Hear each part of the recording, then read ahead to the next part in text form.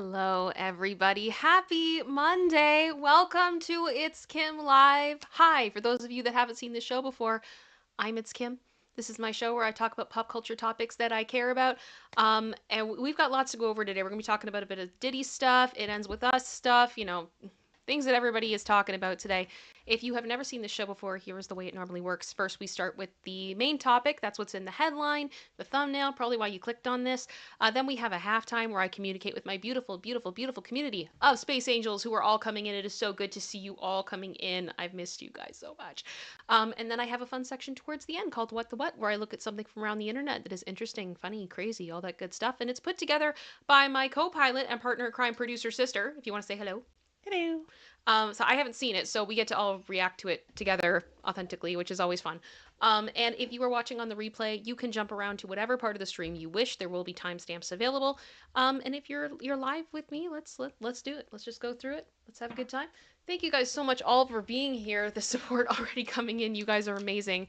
I do want to say right off the bat, thank you so much to General Scott, to Brooke, Lucy, and Carbonized for my most recent PayPals that I have received. You guys have been so incredible to me over the past week. I've done a lot of stuff over on Popcorn. There's been a lot of streaming over there because Blake Lively put out her new her amended complaint, which was fun. And if you want to see me go through that, I went through a lot of it with Andy over at Popcorn Planet. I made a post where I shared it in the community tab if you want to see all of that, because wow, was that a lot. Carbonized just said, what did I do? You sent me a PayPal last week, and I wanted to say thank you because I wanted to make sure that you heard that. So I do really appreciate you. Also, want to say thank you so much to General Scott, who has gifted some memberships as well, which is wonderful. You are so supportive of this channel as always. Thank you. And Boba Bubbles, welcome. Welcome to Space Angels. That's wonderful. Producer sister, where are we at on memberships already? We at 7. That's amazing. Thank you so much, you guys. That's wonderful. We are 4 minutes in, and we have... You guys are wonderful. Thank you so much. There was also a member chat. Oh, was there? Yes. Okay, hang on. I'm going. An important one. I'm going. It's an important one. Yep. Honey LaRouge, remember for 12 months. Hello, everybody. Happy Monday. I got my 1th. Yay! Congratulations. Thank you for a year of support. That is incredible. I cannot believe how many of you guys have been here for that long, and some of you that have your tooths, and some of you that will have your thirths, and it's just, it's wild. Thank you so much. And thank you so much to my mods who I see here. I love you all so much. And yeah, I'm ready to go through this. I am so ready to go through this. Oh, for the record, Your Honor, you didn't have to do that. Thank you so much. I really do appreciate it. Oh, Tanya just said, hi, UK here, and found you from Popcorn Planet. Well, thank you so much for coming. I hope you enjoy it today. I mean, my style's a little bit different than Andy's, but that's okay. That's okay.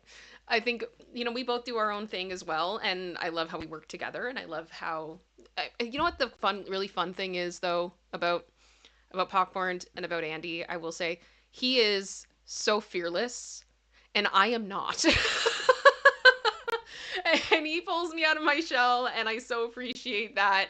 And so it's I like to try to have things be really kind of chill here as much as I can, and we're gonna have a good time. Oh, did you make Pascal laugh this morning, Carbonized? I love that. I love that. Okay, we'll talk about that later. Let's get into the topics, because I know you guys came here because you want to hear Blake Lively's offended. Producer sister. What? Whatever shall we do with this information? Stop the presses! I'm sorry. Bonus points if you get the reference. Yeah, bonus points if you get the Stop the Presses reference. I don't know. I've always wanted to say that. Okay, so we got some stuff to go through. Let's do it. Yeah, so we are going to talk a lot about this Hollywood Reporter article. Put a 1 in the chat for me if you have read this article, if you heard about it, etc. I just would love to know, because I think this is one of these, I think this is a moment through this case that is going to, I think it is a memorable one. I think it sends a signal. I think it sends a message that perhaps the tide in the public, in the press, to do with this topic is changing. So I think it is really important, and I wanted to go through it with you guys and also hear your opinions on it all because I think it is very important. So this stream will include speculation and opinion and should not be taken as fact. Always do your own research. Links to the sources are in the description as always because I want to give credit where credit is due, and also because I want you to be able to see where I'm getting my information, and if you're questioning how I came to my point of view, you can go and check it out for yourself. Alrighty. And hi, YouTube Peepin' Reviewer. We have tried to ensure this video is appropriate according to the community guidelines because we care about this platform and we'd like to stay on it. That means that some trigger words are likely going to be censored. It's not because I want to invalidate the seriousness of any topic that we are talking about, but it's because I don't make the rules. That's it. And viewers, please do not send hate to anyone, famous or not. It's not cute. We are all entitled to our own opinions, but do not do anything that would cause harm to people.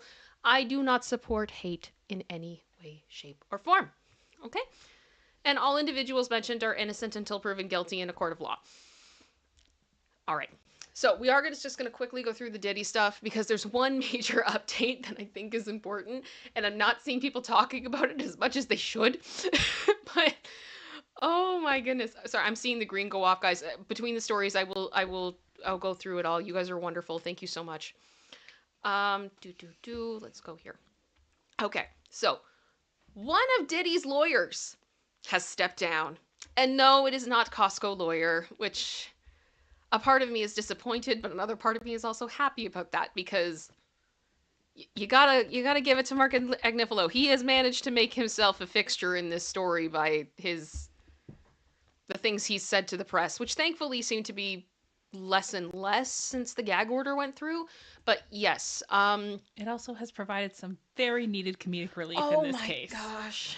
In a case that is so dark. Yes. 100%. We will take the comedic relief in whatever way we can wherever find it. we can find it. But no, the attorney who has stepped down is Anthony Rico. So I have two articles we're going to go through very shortly. I took a couple of pieces from both just to kind of give an idea. But for those of you that are wondering, who is Anthony Rico? This is important because Anthony Rico is a very established attorney. I have a lovely little article here from Newsweek I wanted to share with you guys. That basically just says that Rico was raised in Harlem like Combs, and he went to multiple universities. When he came out of law school, he said, I clerked for a very controversial judge here in New York. His name was Bruce McMarion Wright, and the police department hated him. They used to call him Turn Them Loose Bruce. The bill reform laws that we have today in New York are really a result of judges like Judge Wright, who served as judiciary years ago. And Rico is no stranger to controversial cases himself. You ready for this? He represented Bin Laden's personal secretary. Yes, the secretary of Bin Laden. I'm like afraid to say his name is too that loudly. Can you say it on YouTube? I don't know. But yeah, if we're worried about him cracking under pressure or not being able to handle a really serious case where there would be a lot of people with a lot of emotions and justified anger, he was a good one. He was a good lawyer to have on deck because he could handle it. On top of that, he also is a professor at a university and teaches a special intensive training program for final penalty, I'll call it, lawyers. Okay? So this guy, he's not a joke, and this is the guy who went, I can't do this anymore. I cannot represent Diddy anymore.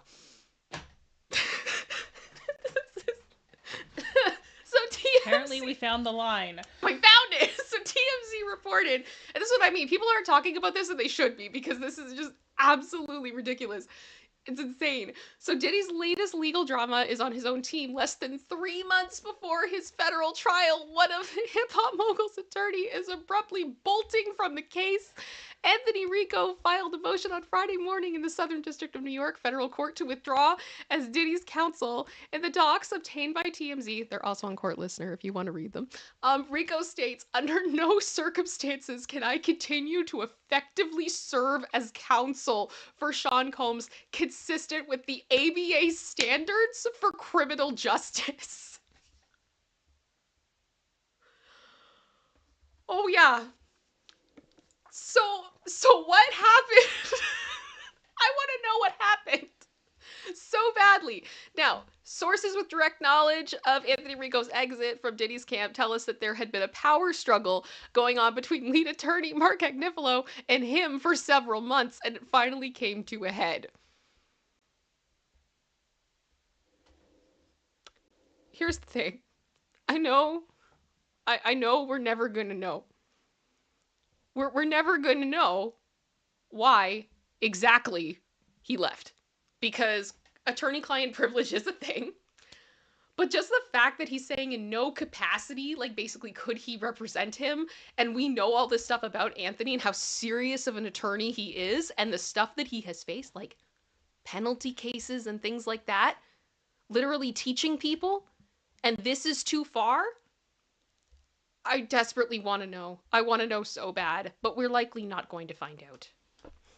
It's just the way that the law works. But my goodness, I get the feeling that this defense is going to be very interesting.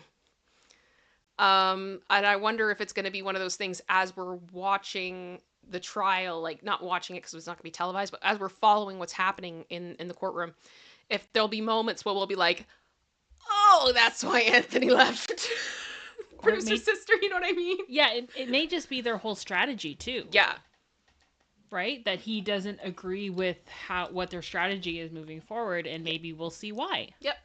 It's entirely possible. But yeah, if you were wondering if things were calming down at all on the Diddy front, no. No, it's still bad. It's still really bad.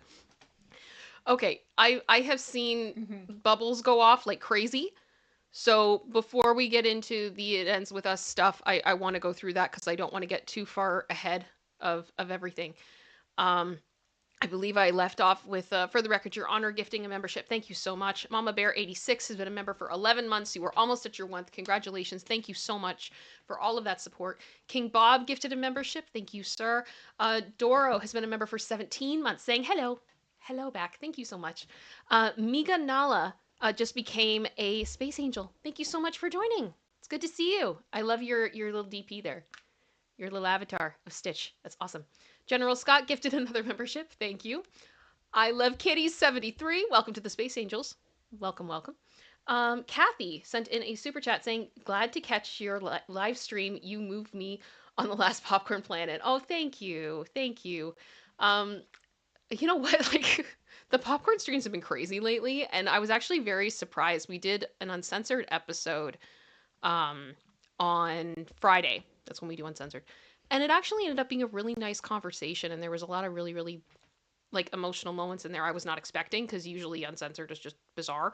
But yeah, popcorn's been really interesting lately, just with all of this news, so I'm glad that you've enjoyed it, and I'm glad that some of you guys have chosen to come over here. It means a lot. Oscar!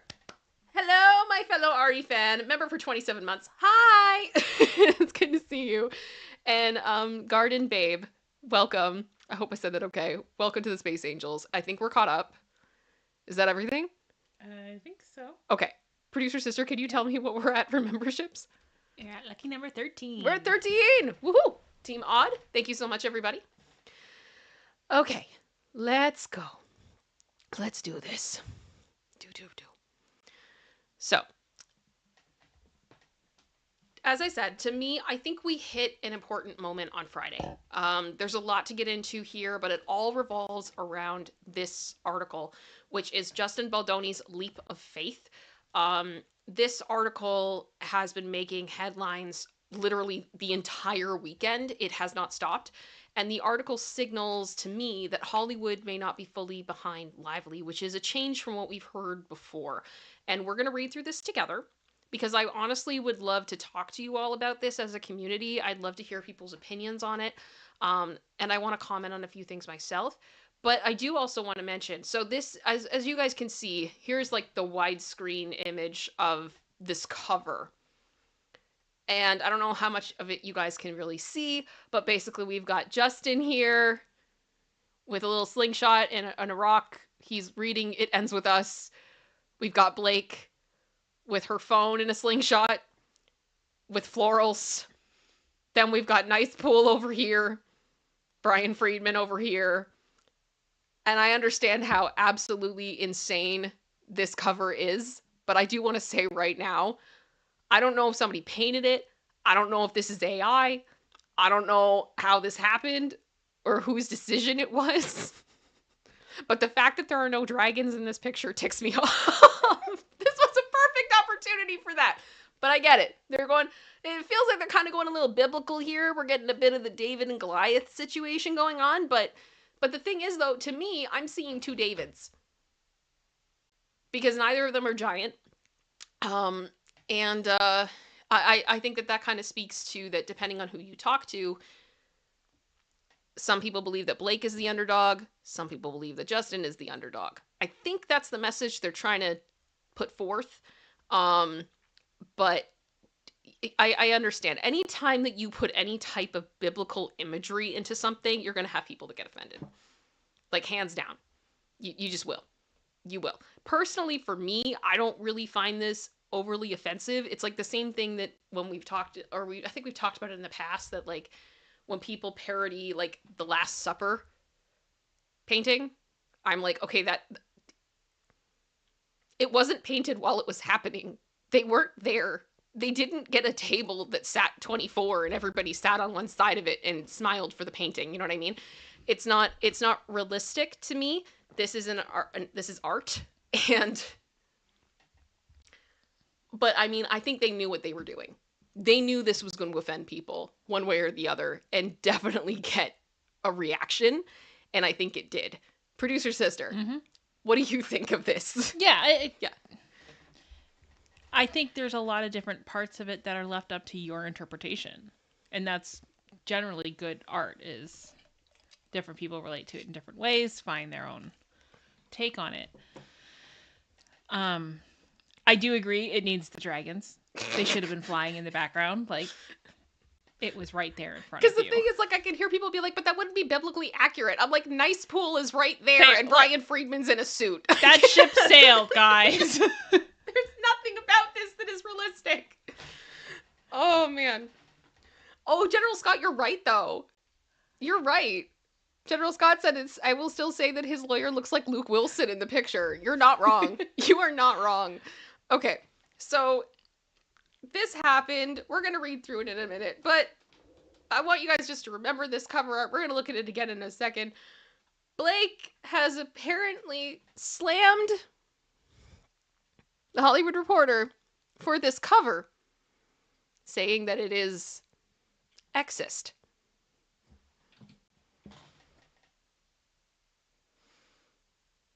I'm trying to understand specifically why. I understand the argument of them saying that, oh, we'll read the statement in a second, but saying that because somebody has spoken out against harassment, that they're going to be made fun of, that potentially they could find this to be offensive.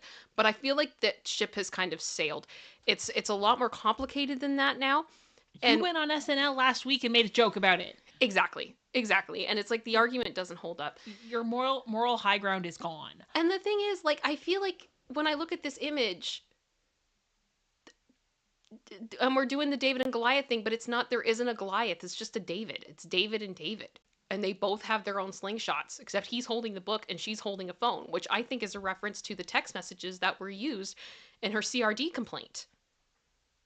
That's exactly what she did. She attacked in part by using the text messages. So I don't really see how... Okay. Yeah, I'm just saying. So basically, Blake Lively has issued a blistering response to the Hollywood Reporter's cover depicting her at war with Justin Baldoni amid her harassment lawsuit. The Hollywood Reporter should be ashamed of itself, a spokesperson for the Star told Daily Mail.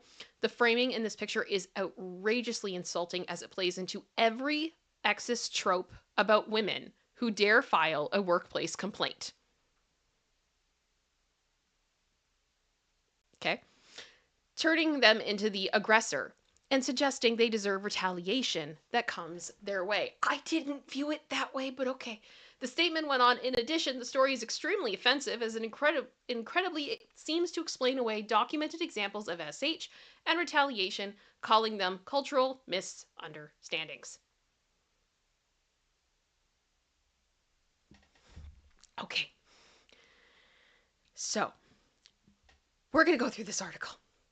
We're going to go through it. because I think it's important.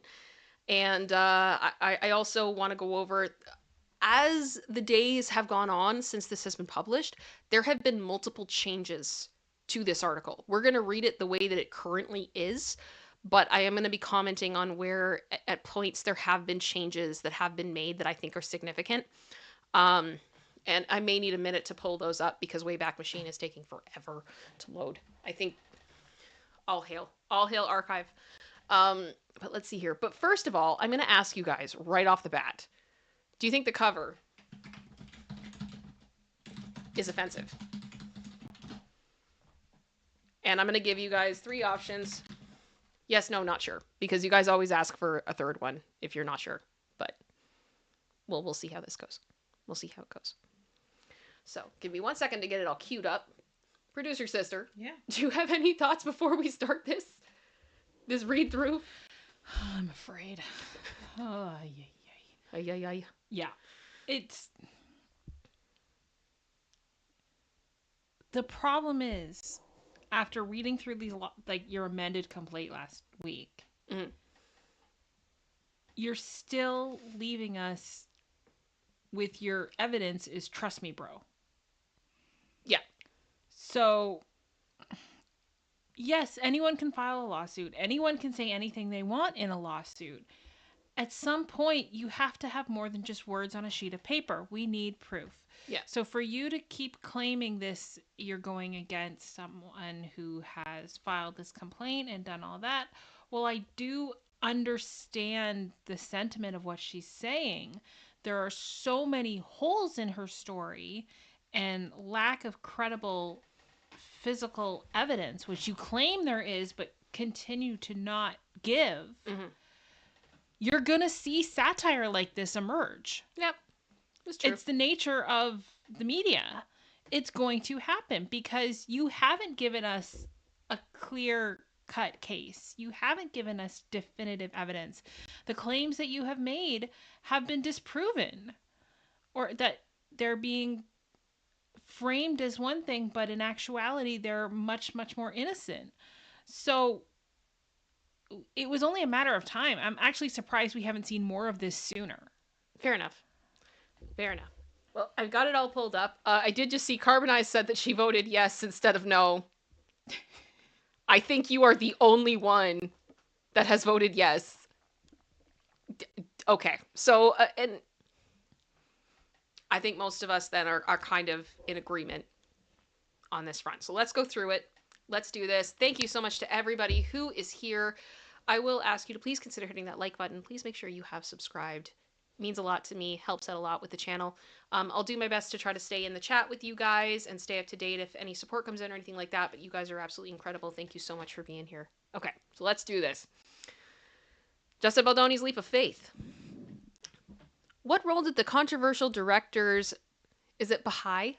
I believe it's Baha'i. I hope I'm saying it right. I'm so sorry if I'm not. I do not mean that in any way to be disrespectful. Me and pronunciation are not friends on the best of days. Religion play on the set of It Ends With Us. Did Wayfarer's missionary miscues help set the stage for Hollywood's uncivil war? All right. So throughout the entire production of It Ends With Us, a persistent and peculiar rumor circulated on the set. According to this rumor, Justin Baldoni and It Ends With Us author Colleen Hoover shared a spiritual bond. Both were supposedly members of a small, obscure Iranian religious community known as Baha'i. It was this shared faith, or so the rumor went, that helped the 41-year-old director initially secure the rights to It Ends With Us. None of that was true. Hoover grew up in a small town in Texas filled with Southern Baptists, and a source close to the novelist insists that she's never been a part of the Baha'i community, nor was there anything spiritual about the way in which the rights to Hoover's book were secured. It was Hoover's former editor turned literary agent named Joanna Costello who brokered the rights agreement of It Ends With Us with Baldoni. According to a source close to Hoover, when the 45-year-old's best-selling author became aware of the rumor shortly after the production wrapped, she was upset, but ultimately decided it was easiest to just let it go. A spokesperson for Hoover's publisher, Simon & Schuster, declined to comment. Okay. I feel like this is a really long, too long paragraphs to describe something that could be summarized in a sentence. Mm-hmm. Are we okay in the chat, everybody? Yeah. Okay. No spamming, guys, okay? Listen to the mods. Thank you. Still, the story is instructive, shedding some revealing light on what's been one of the most scrutinized and polarizing public feuds in recent Hollywood history. For those of you who have been blissfully able to avoid the whole fracas, Blake Lively's December complaint with the California Civil Rights Department, which then became the basis of a lawsuit, was the opening salvo in this uncivil war. In her lawsuit, she accused Baldoni and his partner, Jamie Heath, of all sorts of inappropriate behavior, including walking in on the actress while she was feeding, using adult charged language on set, and floating industry wide safety protocols, and then orchestrating a smear campaign against the actress for standing up to him. Several additional lawsuits have since been filed, including two by Baldoni. He filed a $250 million libel lawsuit in the New York Times against the New York Times after it broke the news of Lively's allegations, and then a second suit against Lively, her husband Ryan Reynolds, and her publicist Leslie Sloan, seeking $400 million in damages and accusing them of defamation and other contractual claims. A judge has set the trial date of March 9th, 2026. Let me see here.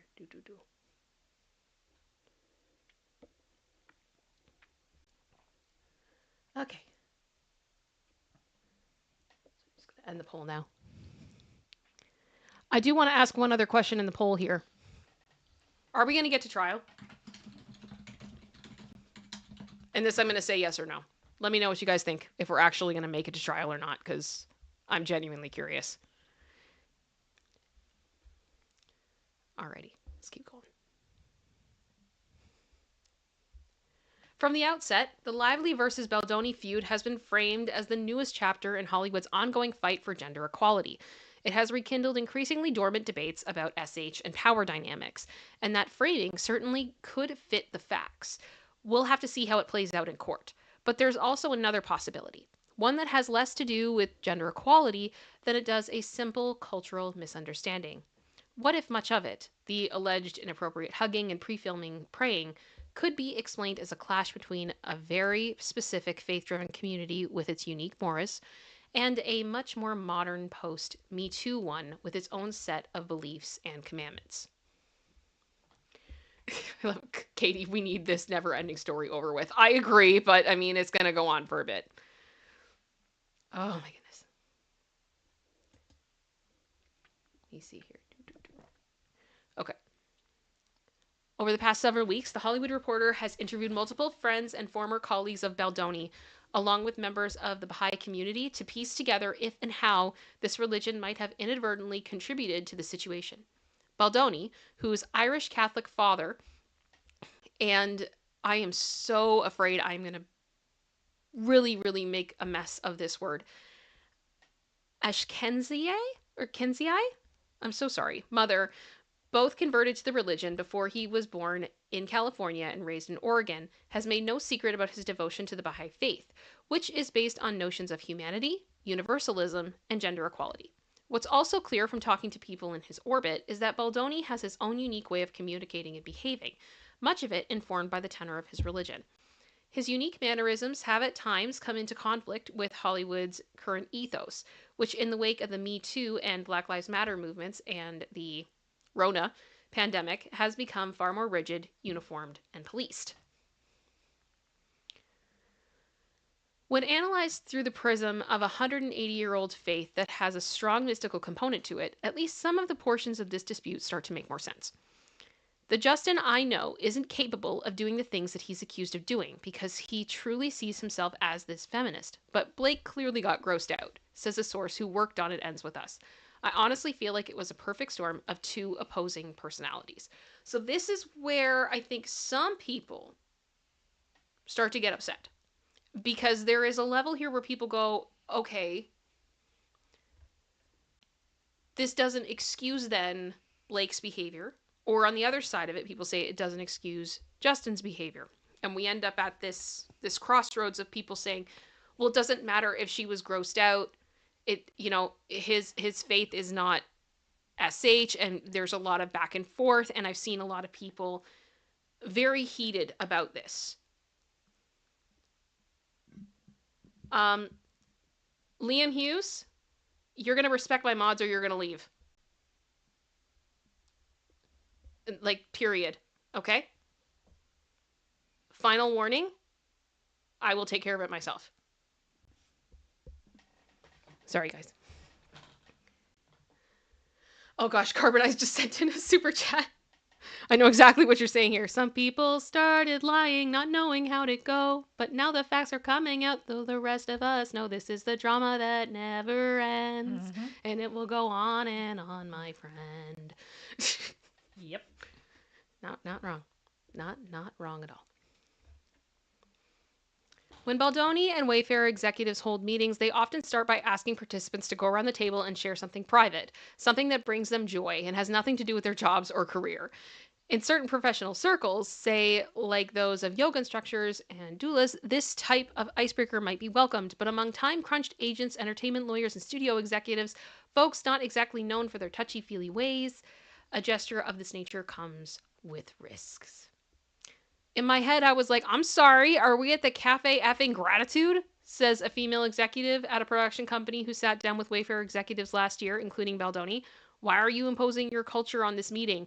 And that's being held at our offices. I can't explain exactly why, but it made me so uncomfortable. Now, here's the... How many people have been to a work event where you've been asked to do an icebreaker? We're going to ask that. This is going to be the thing of polls. This is the poll one. My gosh. Have you ever done an icebreaker at work? Have I been uncomfortable doing it? Yes. Like, I'm so... This part kills me. This part just gets me. I'm going to scroll down a little bit because there is the F word there, so we're just going to scroll down. But here's the thing. I've worked for a number of companies, and having that, like, say something you're grateful for today, or say something that made you happy today, or something like that. I don't really see that as harassment. Maybe I'm wrong, but I don't see it as being an issue. I really don't. I really, really don't. So I'm just, yeah, Carbon just said, I hate them. I don't want the spotlight on me. And that's fine. You can not like them. But does that mean that you're being harassed? And this is kind of like, I feel like this is where this word is going to be crucially important, because this is a pretty normal work thing in a lot of offices. And I know there were some people that were bringing up, like, prayer and everything, but, like, I don't see them saying, you know, something that brings them joy. What's something that made you happy today?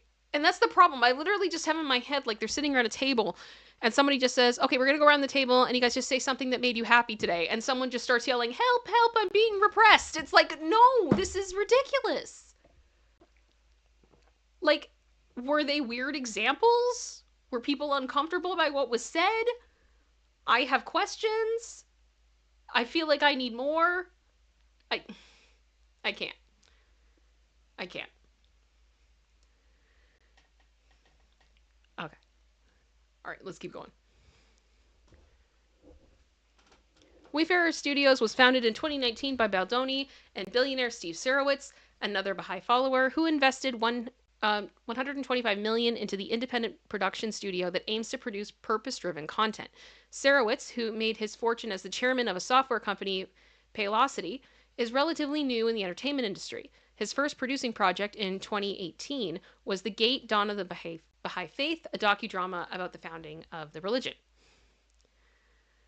I'm the money, he's the fame, Sarowitz said about his partnership with Baldoni in a recent interview with the website Inspired Insider. In addition, Baldoni and Sarowitz, Wayfarer's president, Heath is also a member of the Baha'i Faith, as are several other Wayfarer employees. We think we're one human family, Sarowitz told the Inspired Insider. It's not like we need everyone to be Baha'i. We want to just spread these teachings of oneness. And so that's what Wayfarer is doing. So here's the thing. This is where I kind of feel like, at the risk of sounding very controversial with what I'm about to say,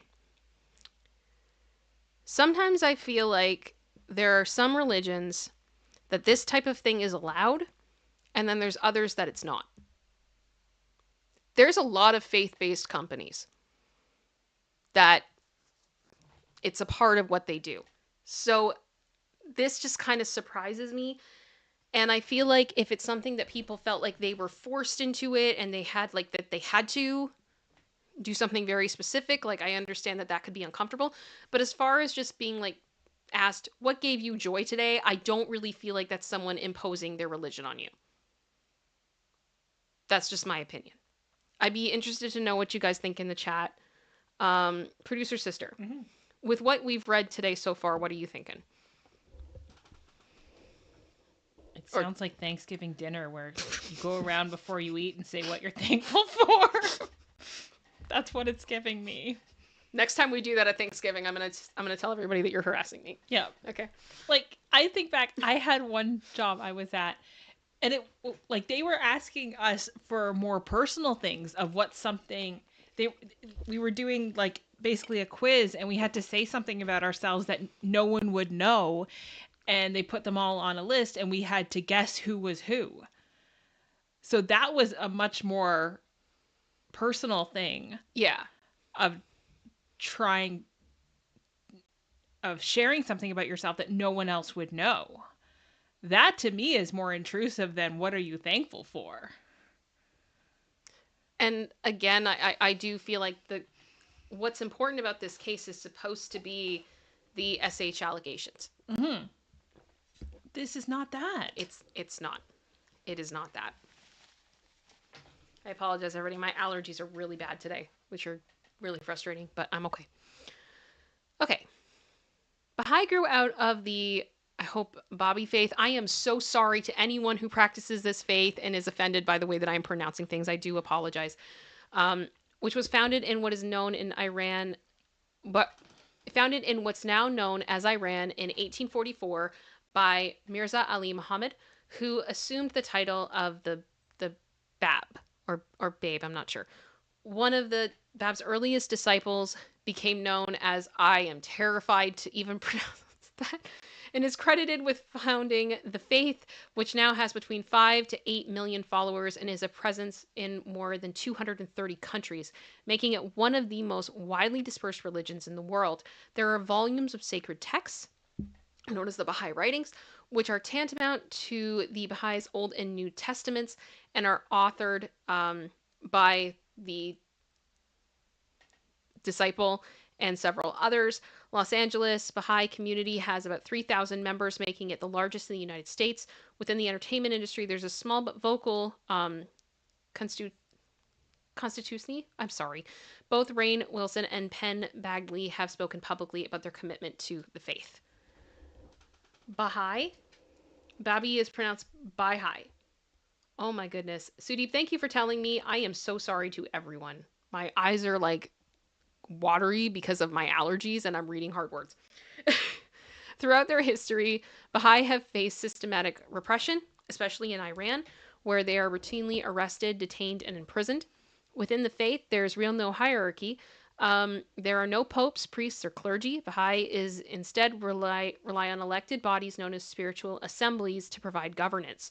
According to Zachary Hearn, who is a Baha'i and a professor of history with a focus on religion at Idaho State University, the lack of clergy or priesthood allows for an immense amount of flexibility in interpreting the holy texts. Okay, so they probably have like denominations then, essentially. I'm guessing. Probably. Yeah, so that's important to know. That is important to know. See, now I'm hearing Dreadnought said it's bar high. I don't know. I think I'm going to have to watch like a documentary on it or something so I learn because I don't know enough about it and I'm so sorry. That is a beautiful, beautiful place of worship though. Yeah. That's a gorgeous building. My goodness. Okay. Everyone is free to have and explore their own interpretation of the writings. He said sometimes the message is explicit in the text, but members are urged not to go wild with their interpretations, but nobody has authority to say you're wrong. Nevertheless, there is a strict internal code. Central tenets include reconciling religious belief with science and strict equality among men and women.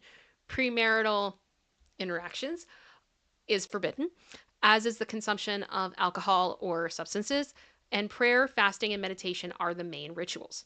Even before it ends with us, Baldoni wasn't afraid to inject elements of his religion on set.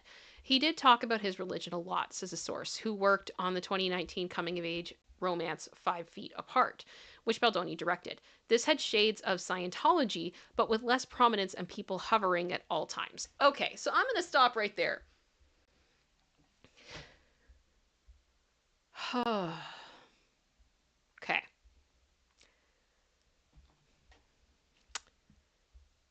Right there.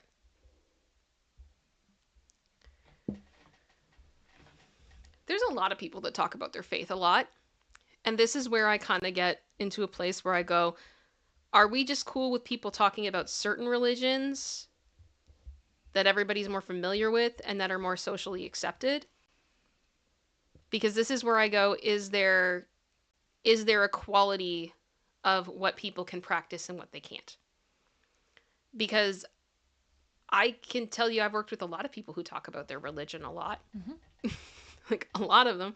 And I grew up in the GTA, which for those of you that don't know is the Greater Toronto Area. And GTA is known for being an absolute melting pot. And so many religions are there. Very multicultural. Very, very multicultural. And I just kind of grew up not really... I didn't really think that was that big of a deal. But I've noticed as I've talked to other people that maybe have grown up in an area where there's maybe one or two big religions and then that's it. As soon as they hear about another religion coming in, it becomes like a big deal. But to me, I'm just like, okay, he has a different religion. Like I don't understand on a personal level the issue with someone talking about their religion. I just don't. And maybe that's my ignorance, or maybe it's just because of how I was raised.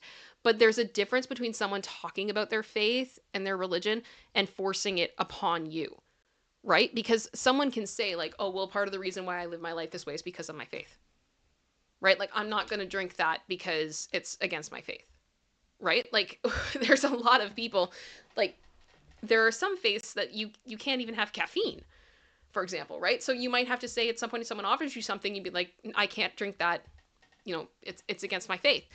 That doesn't mean that they're telling you that you can't. And this is where I get kind of frustrated when it's like, I feel like I'm not really getting examples of what is it exactly that he did that made people so uncomfortable? Or was it just the fact that there was the presence of a faith that people were not familiar with that made them uncomfortable? Because that's not harassment. Producer sister, do you hear what I'm saying? Oh, yeah. Okay. So just, I want to throw it over to you guys in the chat for a minute, because I think this is a really important conversation to have with people from all different walks of life. Let me see here. Let me see. Allison Rose just said the faith is nothing like Scientology. Well, I was going to say, I'm like, that's a big claim to make. From everything I've heard, it sounds very, very different from Scientology, but okay. But are they just saying that because when you hear Scientology, it usually, like, stirs up a lot of emotions? Mm-hmm. Mm-hmm. Is that comparison there to stir the pot? Yeah. I don't know. I don't know either. Rose Warren said these people wouldn't survive living in the South. Yeah, I hear you. Sarah B just said, I used to despise religion, but moving to South Carolina has really softened me towards the whole idea. I mean, fair enough. I think if a lot of it is just that sometimes I don't feel like the faith is the problem. I feel like the people are the problem, but people are the problem no matter where you go. What? Ding, ding, ding. Yeah, exactly. Let me see here. Demji just said during an exit interview for a job, they told me, oh yeah, you talked about your Jew stuff too much. That's what it feels like to me. I'm so sorry you experienced that. That's horrible. That is an awful thing to say. I'm so, so sorry. Yeah. Let me see here. Just reading different what you guys are saying. Um, Quarter fake, Kim. What about Jehovah's Witnesses? They're constantly at my door. Is that harassment? I mean, I would argue if they won't leave, maybe. I don't know. I don't know. But I'm just saying that, like, just because, like, faith looks different doesn't mean that it's wrong, I guess is what I'm trying to say. And just because it's different doesn't mean that it's Scientology. Um, I personally, I do not mean this in disrespect to anyone who is practicing, but I personally do believe that Scientology shows a lot of cult signs. There's a lot of things that I have heard about the way that things are done that are very concerning. Um, I have not heard the same about this faith in any way. So I just don't think that that's really fair. Let me see here. Okay. Are we okay in the chat, everybody? Yeah. Okay. Alrighty. Let's keep going. Another source who also worked on 5 Feet Apart, however, has a very different impression of Baldoni and the influence of his religion on the set. Quote, I've never worked with a male director who was so worried about everyone's emotional and mental well-being, says the source. There was an openness and emotionality to his style that was more typical of a woman, and it probably wouldn't be an issue if it was a female director because of the preconceived notions of gender. But if you get a team or a bunch of teamsters together who are told that they should share their feelings, of course someone is going to ask, why is he such a freak? But Justin genuinely believes if we do this, we'll work better as a group. There's a little bit of an arrogance to it. It's like he doesn't want to acknowledge the world we live in. I think he's just trying to foster a different environment from the sounds of it. I think he's challenging it. Yeah. Like, that's the way I view it. I don't know. And this is the thing. We've got to... Hi, Steven. I think some of this is really hard to judge unless you've actually been there personally. And I think everybody's going to have a different level of comfort when it comes to this topic depending on your own experiences, right? And it's so difficult to be able to really have a concrete, like, this is what it is, right? Because I don't know. It's not that black and white. No. Because Baldoni wasn't merely directing It Ends With Us, but also producing it through Wayfarer, the Baha'i Faith was even more pronounced on set presence during production. On the first day of filming, several members of the crew participated in a prayer, according to a source. Other sources report that Baldoni would frequently would ask God for guidance before making creative decisions on the film. Okay, so here's my thing. If this had been, let's phrase it this way, if he had been asking God in, like, a Christian way, would this still be a point? Yeah. Because I hear that all the time. I don't understand how you can work in an industry where you have a lot of people that as soon as they accept an award, they're like, I'd like to thank God. But then you have somebody on set here who's like, I'm going to, ask God for guidance before I make big decisions. And that's a problem.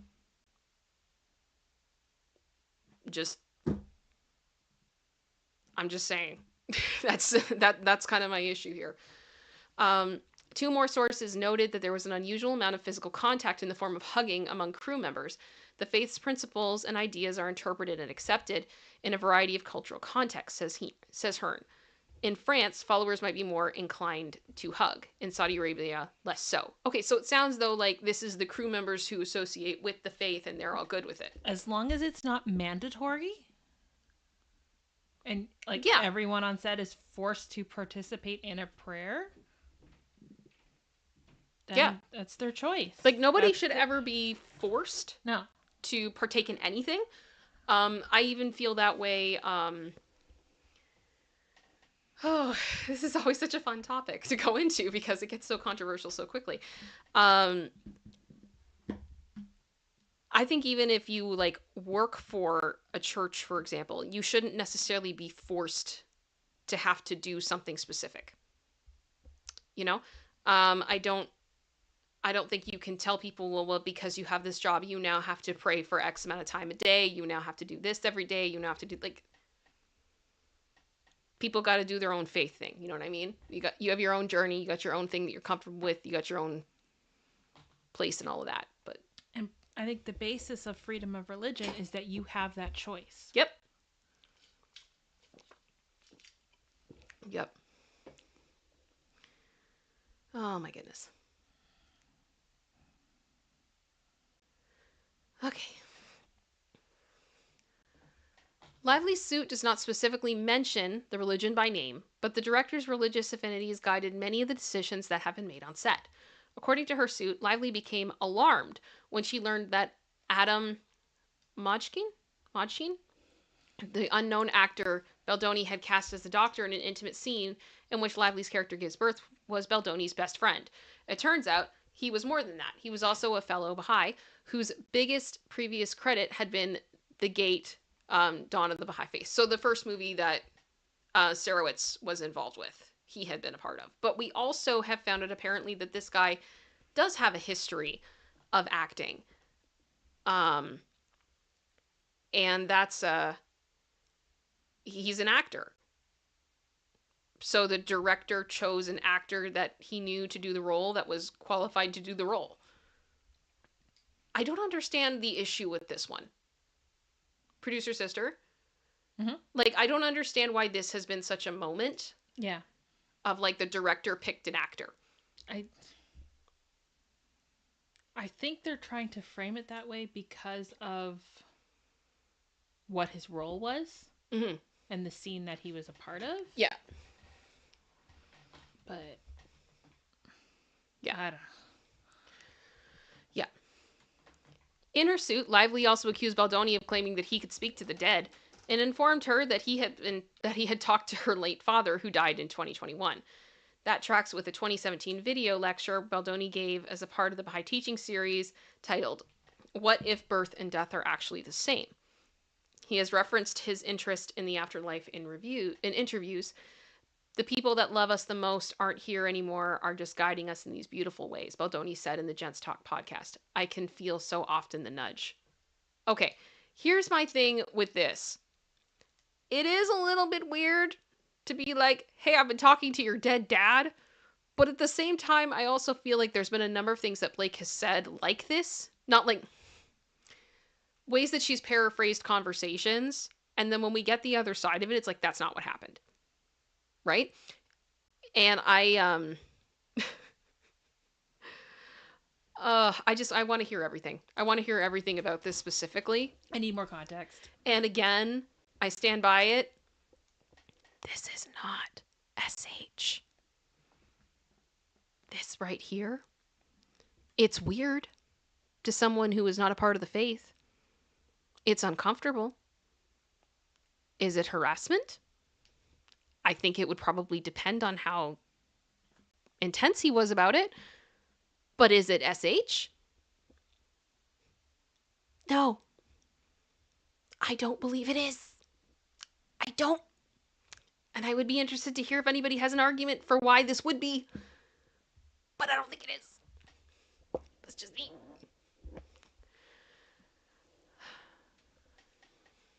According to Hearn, while there is a strong belief in the afterlife, the Baha'i writings don't say much about that.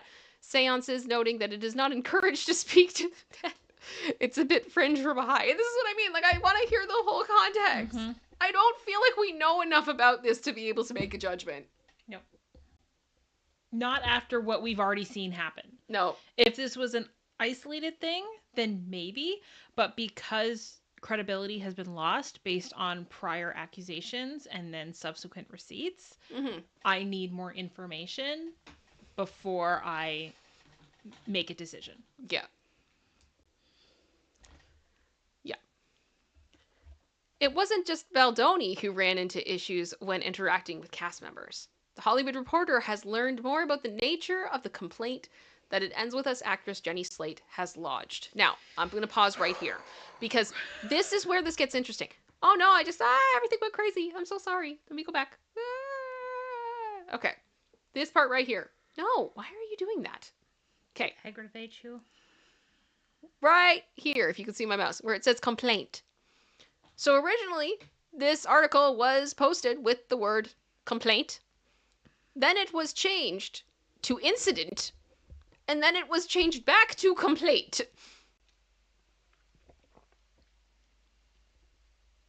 So do with that information what you will. They're saying that it was an old version of the article that in error reverted and then reverted back.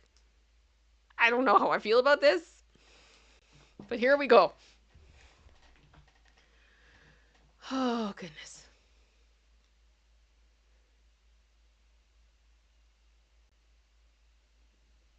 Is everything okay in the chat? Yeah.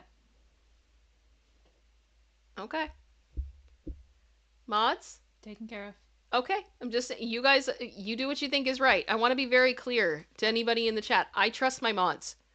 I've selected them for a reason. If they're telling you to stop, you need to stop. Okay? They're good people. Okay? So, the complaint Jenny Slate lodged, which is referenced in court documents but with Slate's name redacted. I also just want to say, because this is the first time I've really been on my show and I've been able to talk about this, I honestly right now feel really bad for Jenny Slate. Because I have the feeling she does not want to be involved with this. That if she really did feel passionately about coming forward about this, she would have at this point. She would have before. She would have now through the complaint, but she's chosen not to. And at the same time now her name is being, said here, there, and everywhere, and she's being brought into this, and there's these reports about her and everything else, and I genuinely just feel so bad. And there is a rumor going around essentially that and I can't confirm this is purely speculation, this is what I have heard, is that she basically doesn't have a choice right now. That's almost been taken from her. That she's being, what was the term? Battered into submission, I believe it was, from Lady C. And I don't think that that's fair. I hate when people use other people's stories. Let's say something did happen to Jenny that was horrible, and I'm so sorry if it did. But you don't get to take her story to then give yours more substance if that isn't something that she has consented to. Because, and regardless, in this case, she's not a plaintiff. Her story is not a part of this lawsuit. No, this is about how Blake allegedly experienced SH,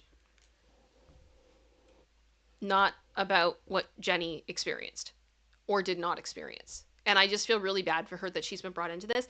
And the problem is, too, now Jenny has some stuff in her history that I could see people really running with and tarnishing her reputation further. And I just don't feel like this is really fair to her right now. That's just me. That's how I feel about it. But this is the complaint, everyone. Are we ready? Let's do it. Okay. It stemmed from an interaction with Heath about the apartment Slate had rented in New York City, where it ends with us was shooting. Slate, who has a toddler, told him she wasn't thrilled with the space she had rented, but moving wasn't an option because she didn't want to lose the sizable security deposit, around 15 grand. Fair. Heath informed Slate that Wayfarer would reimburse her for the lost security deposit so she could find better accommodations. But apparently he made the offer using language that made Slate uncomfortable. Sources say he focused intensely on the sanctity of motherhood and Slate's role as a mother. According to sources, Sony became aware of Slate's concerns and informed Wayfarer about them. A spokesperson for Slate did not return multiple requests for comment. Okay. So Slate is not commenting on this. She doesn't want to, which makes me feel bad about even talking about it, bluntly put, because if she doesn't want people talking about it, like, ugh. But first of all, I completely understand from a business perspective why Jamie Heath would say, if you don't feel comfortable in this apartment and we need you in New York City, and the difference between keeping you on this film and you leaving and us having to recast on very short notice to find someone that has to look like they could be related to Justin, right? Because Jenny played his sister, if I'm remembering this correctly. Yes. So you can't just hire an actress. You have to find one that is going to look like she could belong in a family with Justin.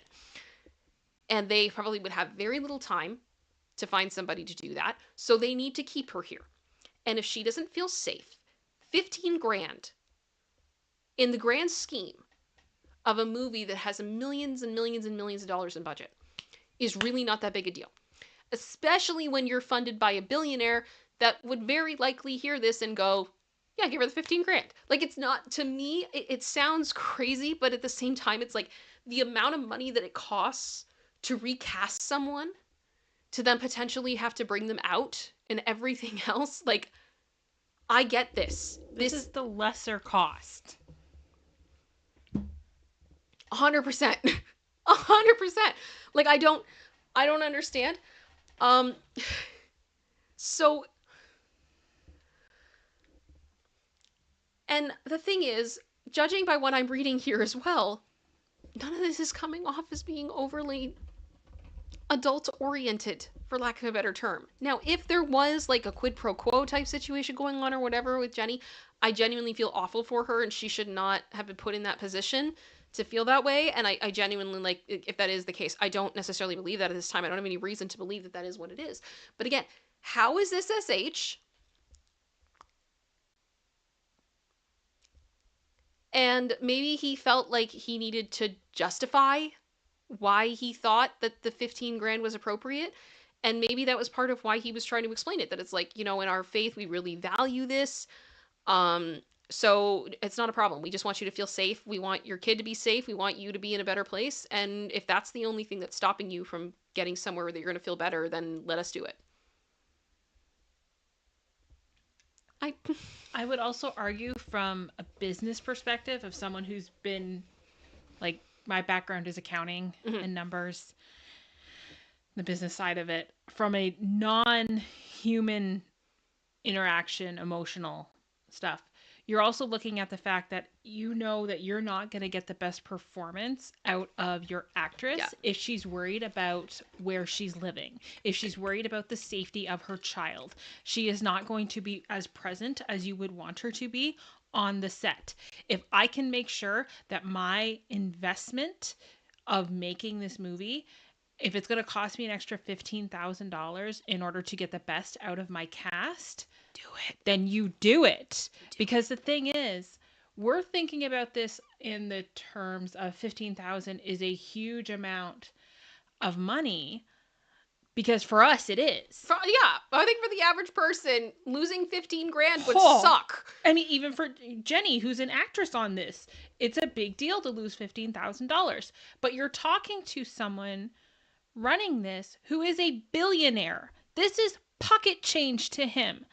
This is the equivalent of a cup of coffee. And for most of us, we would be sitting here in a boardroom saying, if I can get a better performance out of my cast for the cost of a cup of coffee, you do it. It's not a big deal. So I think that's where we have to just shift our brain of how we're thinking about what $15,000 is and what it represents. And then the other side I go to is, what happens if something did happen to Jenny or her child while they were filming in this apartment? You had voiced to your management that you were not comfortable and you didn't feel safe.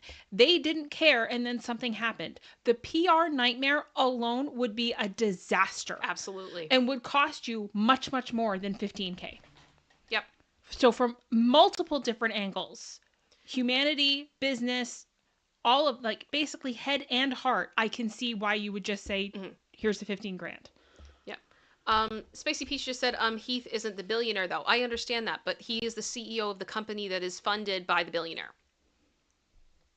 And they are close. Yeah. So I think there's a level where Jamie can look at the company as a whole and make the decision of, hey, we have this and we can make this happen.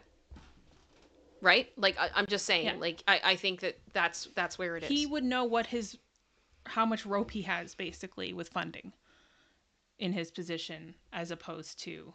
Yeah. So, Not a Chance just said, so he made a comment about motherhood and he wanted her to be comfortable and offered and paid 15 grand and she wrote him up. Basically. for how he explained his offer to help her. Does it say she took the offer? We don't know. And that's kind of my fear, is that, like, okay, let's say that this does go to court and Jenny does get subpoenaed and they ask her, they have to be like, what happened? And then she says this, and then they go, did you take the money? It's I don't know. I don't know. And I mean, benefit of the doubt to Jenny as well. You don't know what offers she has been given in the past. That is very true. And what catches their word to these offers. I'll do this, but later on I'm going to ask you for this kind of thing. So I wonder if that's where her brain went, possibly based on past experiences or whatnot, that she went to HR. Mm-hmm. Maybe. I don't know. And then realized later, being now, that it was a nothing burger and there is nothing here. Stop bringing me into this narrative. I don't know. Yeah. So also, according to a source, Heath has a different understanding of their interaction. He's told people that even when Wayfarer offered a kind gesture, it was weaponized against them. Okay, fair enough. I am going to stop for a minute because I feel like there's some stuff that's come through, and I cannot believe how many of you are here. Thank you so much for being here. I am going to ask you guys again to please hit that like button. Please make sure you subbed, all that good stuff. Let me see here. Gunner Girl has been a member for 14 months. You're the best, Kim. I appreciate everything you do. Thank you so much. I appreciate you too. I really do appreciate all your support for so long. Carbonized. Yep, this was the... Some people started lying. Yep. We love the lamb chop here. I love Kitty73 sent in a super chat saying, I don't mind praying. I've seen a wonderful rock group that a lot of us love do it before going on stage. I mean, and that's the thing. I think everybody has their own spirituality. Like, one of the things I shared with Andy on Uncensored was that, like, myself, with my faith, I pray before every stream. I pray every day for popcorn, for my channel, for the people associated. I pray for our community, and I pray for our haters. And I've done that every day for about 2 years now without fail. And it's just a part of my own journey. Now, I don't really do that, you know, and I said, like I said to Andy, I'm like, I don't go like, Andy, we should pray before we start, because that I think that might make him uncomfortable. But everybody does their own thing. And I think it would be different. Like, I don't think it would be super weird. And we have done it in the past where I've said to, like, producer sister before we do a stream, like, we should pray together. And we've done that. But we share faith, right? So it's not weird at that point. Everybody's different. Everybody goes, you know, everybody has different comfort levels when it comes to that type of stuff. And I think as long as everybody is cool with it, I don't think it's an issue. And I think that if someone wants to personally do it, or there's a group of people that have that faith and they want to do that themselves, then they should be able to do that. That's just my opinion. Diva D, thank you for the super chat you sent in. That's so kind of you, saying, bad article. My mom was Baha'i for 15 years. They are not overly touchy-feely, just normal people. I think Justin is an overly emotive person, and there was a personality conflict, and Blake is too entitled/immature to deal with it. Fair enough. Fair enough. Kristen also sent in a super chat saying, I feel like I'm taking crazy pills. Heath isn't Justin. Why is this in the lawsuit? Heath is listed as a defendant, I believe. And I think also... Let me double check here. Let me double check. I will check this. Give me 1 second. Let me go over here. Okay. Let me pull up my docs where I have all of the lawsuits. Gosh. Okay. Okay. Let me pull this over here. So, I feel like Maury. In the case of Blake Lively, like, Jamie Heath is a defendant, so he has been sued. That's why he's here. That's part of why he's here. But, like, also, so is Steven and the PR people, and then we've got Jed Wallace, like, yeah, and Wayfarer Studios, as well as Justin himself as an individual. So that's why. All right. And yes, I have seen some of you guys are talking about it in the chat. Yes, Blake's ex-boyfriend Penn Badgley, who she was on Gossip Girl with, he is of the same faith. So she had a lot of exposure, I would assume, Mm-hmm. to the Baha'i faith during the multiple years she dated Penn. And I mean, everybody's going to practice faith in Yeah. a different way, right? It's like saying I dated a Christian. Well, there's a lot of different denominations. There's a lot in of there. differences from person to person. Yeah. But All right. yes. There is nothing in the sacred Baha'i texts on how to behave on a movie set. There is nothing that addresses how you collaborate with an A-list movie star. But whether it was from his religion, his natural personality, or his self-admitted neurodivergence, referenced in the court documents, people who have worked with Baldoni say he tends to be deferential, sometimes too much so. Everybody is valuable no matter where you are in the hierarchy of production, says a source who worked on 5 Feet Apart, of Baldoni's interpersonal directorial style. Everyone has the ability to bring up any concerns that are happening in our community. He liked to use that term, community. That defense, not surprisingly, opened up a power vacuum on the set of It Ends With Us, and Lively, sources say, was more than happy to step into that vacuum. And I think this might be where we have an issue. The idea that it was supposed to be an open environment for everybody, but maybe Lively did see this as an open invitation to take over. That is a theory I have at this time. So, yeah. It's concerning. As the director and the star of It Ends With Us, whose production company is financed the film, Baldoni certainly had a fair amount of power, but Baldoni is no A-lister. Sure, he made a name for himself on the television show Jane the Virgin, and he has since directed 3 features and an episode of Jane the Virgin and some short documentaries. Lively, on the other hand, has been a bona fide movie star for more than a decade, and she's on the short list of actresses prominent enough to convince a studio to greenlight a project. And with husband Ryan Reynolds, one of the most bankable actors in Hollywood, comprises of one of the most formidable couples in the industry.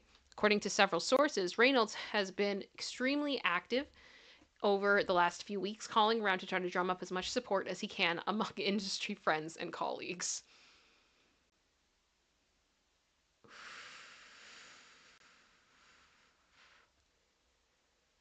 Yeah. See, here's the thing.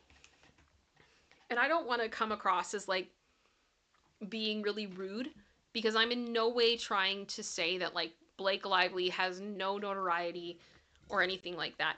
But I've never considered her to be like A-list on the level that like she is the one to hold a franchise, for example. And I feel like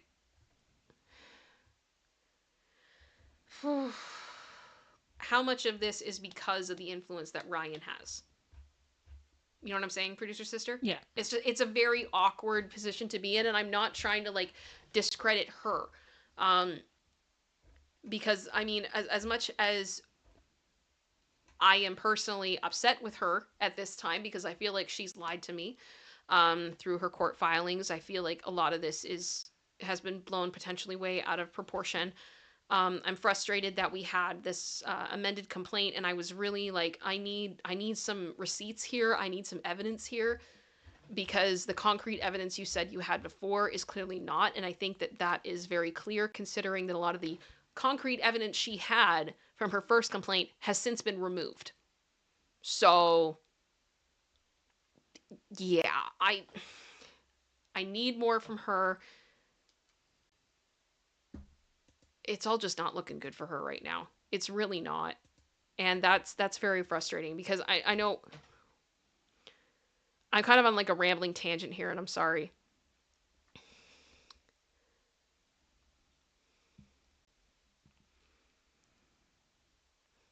I'm having a brain fart. Well, you get your thoughts together. Can I say something? Sure, go ahead. Okay. I saw what you guys were saying in the chat. I did look it up. I stand corrected. Penn became a member of the Baha'i faith in 2015. Oh, okay. So when they were together, he was not. Okay. So context matters. Mm-hmm. I want to correct myself when I say something wrong. So. Yes. Okay, I remember what I was going to say. So I get that we're not all super huge fans of Blake Lively right now, and that's fine. But I can't personally ignore the fact that she, regardless of our opinions on it, she starred in the film. She had a huge part in editing the film. She had a big part in writing the film. She had a big part of producing the film. She had a big part in the wardrobe of the film. She's done a lot of things, right? She's been very, very involved in all of this. I do agree with the Andy has said previously that you can't really take the producer credit away from her now because of how involved she was. If it was, she kept saying in her amended complaint that the Sony cut was the Sony cut, but the Sony cut was her cut. It wasn't Justin's cut, all that stuff. There's just a lot of drama, a lot that's gone down with this. But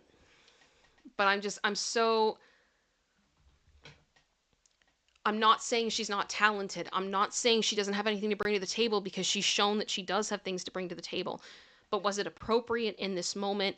And would she have been given that opportunity without the connections that she had? Is basically what I'm saying. And I think that that's very frustrating when you're looking at someone like Justin, who owns the studio, secured the rights himself to the film, was starring, was directing in it, was going to have a huge hand in editing it in his own thing. It's just, it gets so complicated.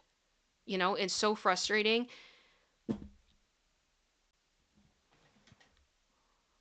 And I think as I look at this case and I just see this huge mess of cloud of controversy and drama and anger and allegations being thrown back and forth, it just feels so huge now. And it didn't really need to be this big. And the fact that we're potentially looking at another year of this is just maddening to me at this point. So incredibly frustrating. Okay, let's keep going. All right. Now, here is another part that has been edited. Until recently, Wayfarer, Baldoni, Lively, and Reynolds were all represented by WME, which tried its best to broker an uneasy peace between its feuding clients. But when their simmering hostilities boiled over into an all-out war, it was no surprise which clients would emerge on top. Which is very interesting, because we had heard previously from other press that apparently Lively and Reynolds had not pressured WME to do anything. Like, they had no involvement in this at all. And those sentences originally were not involved when the article was written. So it's like, oh, is this WME trying to, like, do some PR for themselves? Like, I don't... This just makes me ask way more questions, and now I'm like, okay, I really hope because of this that Wayfarer can be like, I want all the communications from WME. I want everything, because oh my goodness, what a mess. Shortly after the New York Times story appeared, the agency announced that it was dropping both Wayfarer and Baldoni from its roster, despite opposition from some agency insiders who preferred to remain neutral. And as my friend Andy pointed out this morning, considering WME is still representing Diddy, I agree with these neutral people. You can't just fire somebody before they are convicted if there is a question. And I think there's a lot more questions when it comes to whether or not Justin Baldoni is guilty than where Diddy is guilty. It's also quite the line to draw. Uh-huh. Like, okay, if you're gonna axe people who have been accused, then do it across the board. But like, Diddy's good, but Justin's not? Like, really? So you can have a video of Diddy, like, beating his girlfriend, and that's fine. All good. But Baldoni's like, hey, share something that brought you joy today at a meeting, and that's a no. Like, I'm just, you guys hear what I'm saying? There's just so much about this that I'm like, my brain hurts. My brain hurts. And it literally, like, it gets to a point where I read this stuff and my brain just shuts down. And that's when, like, I ramble like an idiot, because I'm so, like, overwhelmed with information of just handling the stupidity of this. It's just nuts. Okay.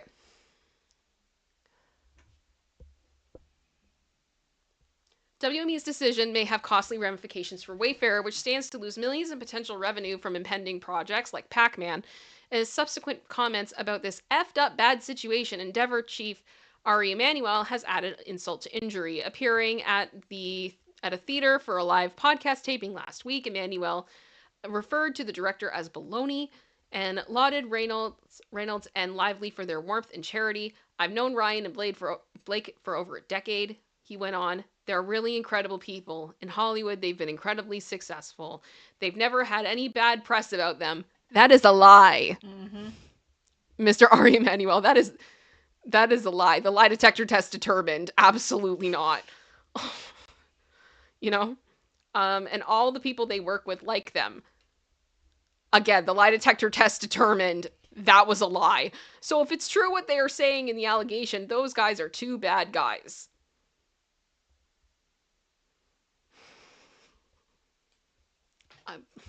No. The conflict between Baldoni and Lively came to a head when production resumed filming after pausing for 6 months during the WGA strike. An all-hands meeting was called with executives from Wayfair, Sony, and Lively, along with Reynolds, to discuss the conditions for the resumption of filming. It was at that January 4th, 2024 meeting that Lively threatened to walk from the project unless Baldoni and Heath signed off on a wide-ranging list of 30 demands, which in some painted a picture of a set that was out of control. The demands suggested that there had been instances of unprofessional and inappropriate behavior. Baldoni and Heath signed off. He never should have signed off on that. Says sorry? No, he should. I agree. Says a source who's both friendly and sympathetic to Baldoni. But if you look at the statement, it doesn't say, I will stop doing these things. It says, I won't do this. There's a big difference. A spokesperson for Lively pointed out that the June 4th document in question contained language that included the words, no more, suggesting that there was culpability. Last week, at Saturday Night Live's 50th anniversary special, much of Hollywood royalty gathered at Studio 8H to celebrate the milestone. The event was packed with A-listers including Steven Spielberg, Cher, Kevin Costner, Jack Nicholson, and scores of others including Lively and Reynolds. And during an on-air question and answer skit hosted by Tina Fey and Amy Poehler, Fey asked Reynolds how is it going, to which he responded, great. Why, what have you heard? Prompting from laughs as Lively looked on, playing the concerned spouse. It was a valiant attempt to deflect from the seriousness of the situation. But the reality is Lively and Reynolds are locked in a battle in which both sides see themselves as the aggravated underdog, which is why they're both in the photo as David. Lively has shared with friends that she considers this a fight that's bigger than her, one likely to be remembered as a spark that ignited the next chapter of the Me Too movement. On the other side is a billionaire producer, a novice film director, and a small group of high employees who believe they are simply living up to the moral code of their faith. Could they both be right? And then they had to add this story has been updated to provide additional context regarding Ari Emanuel's quotes about Lively and Baldoni due to a technical glitch. Quote unquote. Sure, Jan. A portion of the story regarding Jenny Slate has been reverted to an edited version and has since been updated. The Hollywood Reporter regrets this error. Okay, Liam, you need to stop. Stop spamming. Okay? This is ridiculous. But that's the article, everybody. That's the mess. So this is the article that apparently was very offensive. And the photo was really sexist. And I don't even know anymore what's going on. Producer sister, Are you offended? Not by what she's claiming. Like, what I appreciated, honestly, about this article at the end of the day was that it did appear to try to take an objective look at some things about this case. Mm-hmm. On Uncensored, we talked a lot about people's vulnerability, and how in some cases, people have shown vulnerability, it's been weaponized against them, and because of that, sometimes they're afraid to show it again. And this can cause issues, especially when someone is trying to do something nice for you, and they don't mean it to be a rude thing, but it just kind of is what it is. And it's a lot. That doesn't mean that what Blake has done is okay. And that also doesn't mean that Justin didn't do anything that could make somebody uncomfortable. But I really do feel like at the end of the day with this case, we come back to the same thing, which is being uncomfortable equal to SH? And the answer to that is no. It's not. And I need more than trust me, bro. And I'm going to need more than Jenny Slate essentially being forced into this. And that's the one part right now for me that is just leaving a really, really bad taste in my mouth. I'm not cool with it. I'm not happy with it. I know this drama is going to continue to go on forever and ever and ever and ever and ever. I do genuinely, as I've said from the very beginning, hope that they settle, because I think the longer that this continues, the worse it's going to be. And I think Blake is going to have to probably say, like, there was a difference of opinion here. I was uncomfortable, but I recognize that what he did was not purposely to make me uncomfortable. But I also understand that Justin has every right to fight for his name and to have it be cleared, because it's just ridiculous. It's so ridiculous. So, producer sister, do you have any final comments about this before we move into halftime? Not specifically, no. I think I've said most of what I wanted to say. Yeah, it's just, I feel like I have someone in my ear trying to rewrite a narrative. Yeah. And no. Now, if you come with receipts and actual receipts, I will listen. Absolutely. Absolutely. And this is the thing. I will say I was very annoyed last week. There was somebody who made a comment after something I said on one of the lives that I basically said, like, if Blake comes to the table and she has some evidence, like, I'm going to listen. I'm going to listen. And the response from somebody when I said that was, well, that's why you're part of the problem.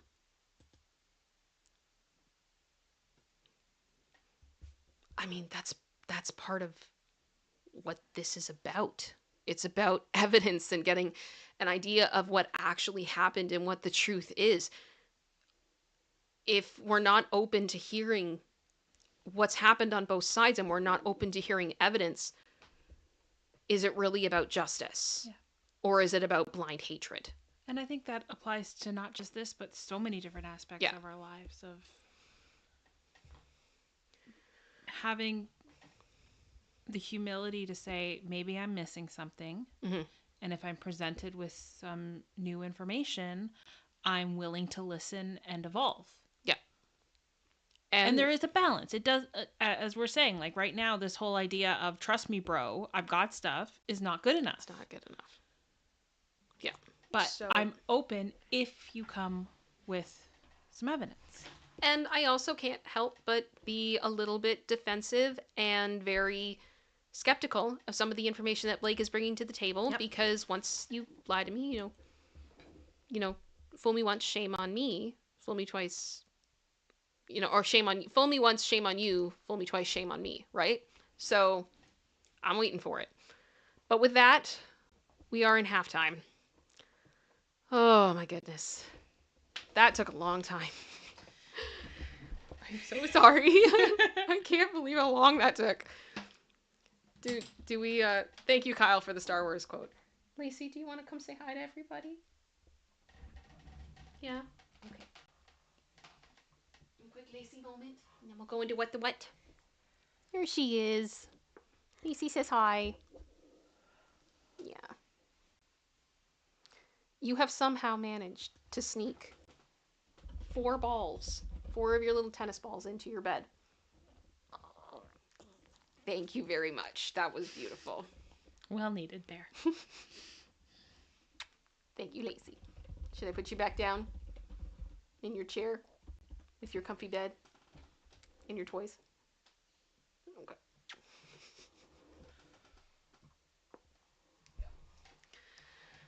Okay. Well, this is usually the part of the show where we go into the fun section, What the What, after we just take a couple minutes to talk. So I know a lot of you guys probably came because you wanted to hear about the It Ends With Us drama, and if that's why you came, I'm so happy you did. Please make sure you hit that like. Please sub. I would really appreciate it. And you're welcome to stay, but I know some of you guys, this part isn't really what you're interested in, and I completely get it. Kathy just did a super chat. Thank you. We have to hear both sides before having an opinion. And that's the thing. I don't feel like that take is really that controversial. But I have been told that that is a very controversial take over the past couple of weeks. I'm like, what? When I go, I'll read it. I'll look at the evidence. You're part of the problem. Okay. Then I'm part of the problem. Yay. Also want to say Kirsten Grove has been a member for a month. Oh, thank you so much. Sick today. Thanks for keeping me sane. You're great. Oh, I hope you feel better soon. And I am glad. I'm very glad. Alrighty. Okay. Well, I'm going to get the What the What set up. We're going to do that. Because I don't know about you, but I need to laugh. Because so much of this is just so freaking depressing. So depressing. It's just ridiculous. It's ridiculous. Okay. Let me close that. And boom. Okay. Alrighty. I am going to ask you guys, though, I think in a poll. Did you think the article was offensive? And I'm just going to ask yes or no. Because I genuinely am curious, if you were offended by something in this article, like if you did find it to be offensive, I want to know why. Because again, this is where I think it is important that we... Sorry, Lee just said you've been scolded for thanking your supporters, so, you know, people be nuts. Oh, I know, I can't make everybody happy. I gave up on that a long time ago. There's no point. There is no point.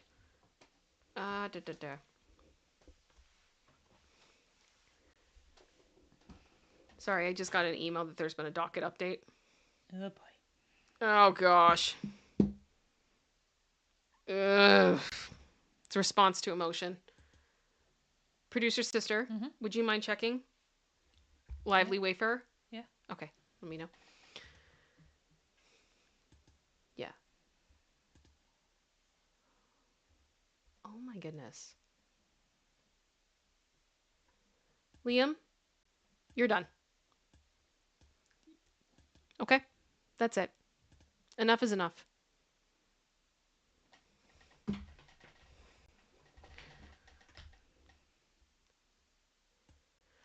Not a chance. I missed that part. Who produced the article? It was the Hollywood Reporter, which is a very large entertainment publication. It's a very serious one. It's a very serious one.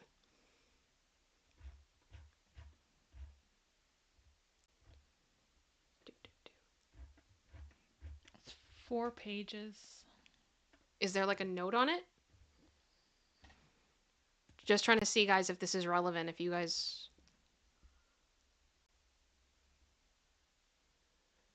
It's concerning the subpoenas. Okay. It's filed by Blake's team. Okay. So it's not a ruling then? No. Okay. It's not a ruling. Then we'll leave it. We'll leave it.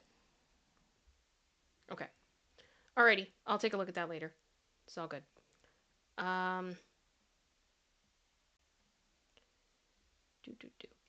Okay. I love what you guys are all just saying, like, who is it? JT said, I did find it offensive. They tried to give her an out. I mean, I hear you. I hear you. Okay, I think overall, for the most part, we have a lot of people that are like, we're not offended. This wasn't offensive at all. So, fair enough. Fair enough. Well, guys, let's go into What the What. Let's do it. Doo-doo. Today, it is hilariously useless customer support interaction. I feel like there's going to be a part of this that's going to be slightly infuriating, but also kind of therapeutic. We've all been there. Catharsis. Catharsis of dealing with customer service. I've been on both sides. It's not a fun thing. It's not fun. Oh, gosh. Okay, here we go. My wife ordered some shorts from Amazon in June. They arrived yesterday, November 10th. At least customer service didn't try to hide how they really felt.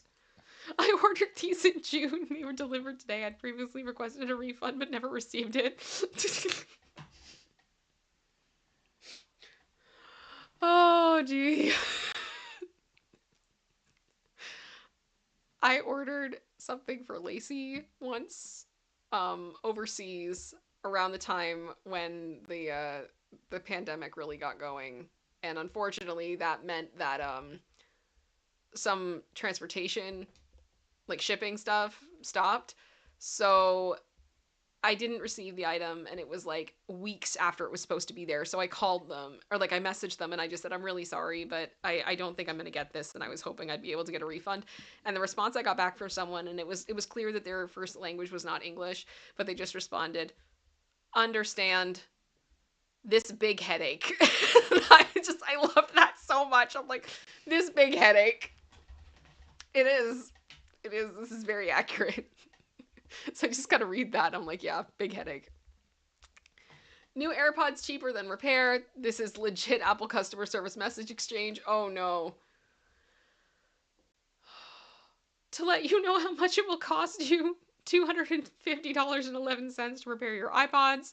Your AirPods, so more expensive than just buying a new pair. In this case, we normally advise customer to go to apple.com/store and purchase a pair. Okay, is there a reason why the repair is more expensive than the product? I have no clue. Oh gosh, that sucks. At least they're honest. At least, yeah. Oh, okay. Either my kids have infiltrated Logitech's support site or there was something very wrong with their chat software. Product support. For the best experience, we recommend that you log into your account. Okay, log in, create an account. Were you able to successfully log in? Yes, I am logged in. And then it responded, yes, I am logged in. I am checking the status of ticket number blah blah blah. I am checking the status of ticket. Speak to a live agent. Speak to live agent. Stop copying me. Stop copying me. Is it bad that I think I would immediately just be like, stop hating yourself? Like, I could have done that, like, oh my gosh. I will give you one of every product for free. Yeah. Oh my gosh. Now that's what I call fast customer service. This is Jet 2. What is that? I don't know. Let me know if you know. I don't know. Okay. Hi, just a bit annoyed as me and two girlfriends have just ordered online and checked in for a holiday to Cavos. Not one of us is sat next to each other. I appreciate it's difficult to put everyone together in big groups, but surely a group of 3 could be seated together. Okay. Hi, Megan. I'm extremely sorry for the delay in coming back to you. We've been experiencing high volumes of messages, and it's taking a little longer than normal to respond. Do you still require assistance, Lynn? No, I messaged in 2017. Oh my gosh.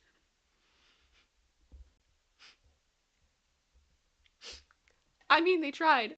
Mm-hmm. Oh, it's a holiday firm. Okay, an airplane. Fair enough. Fair enough. Thank you. Oh. Messaged in 2017. You know somebody got the new job of go back through the archives and make sure that everything's cleared out. Honestly, Yeah.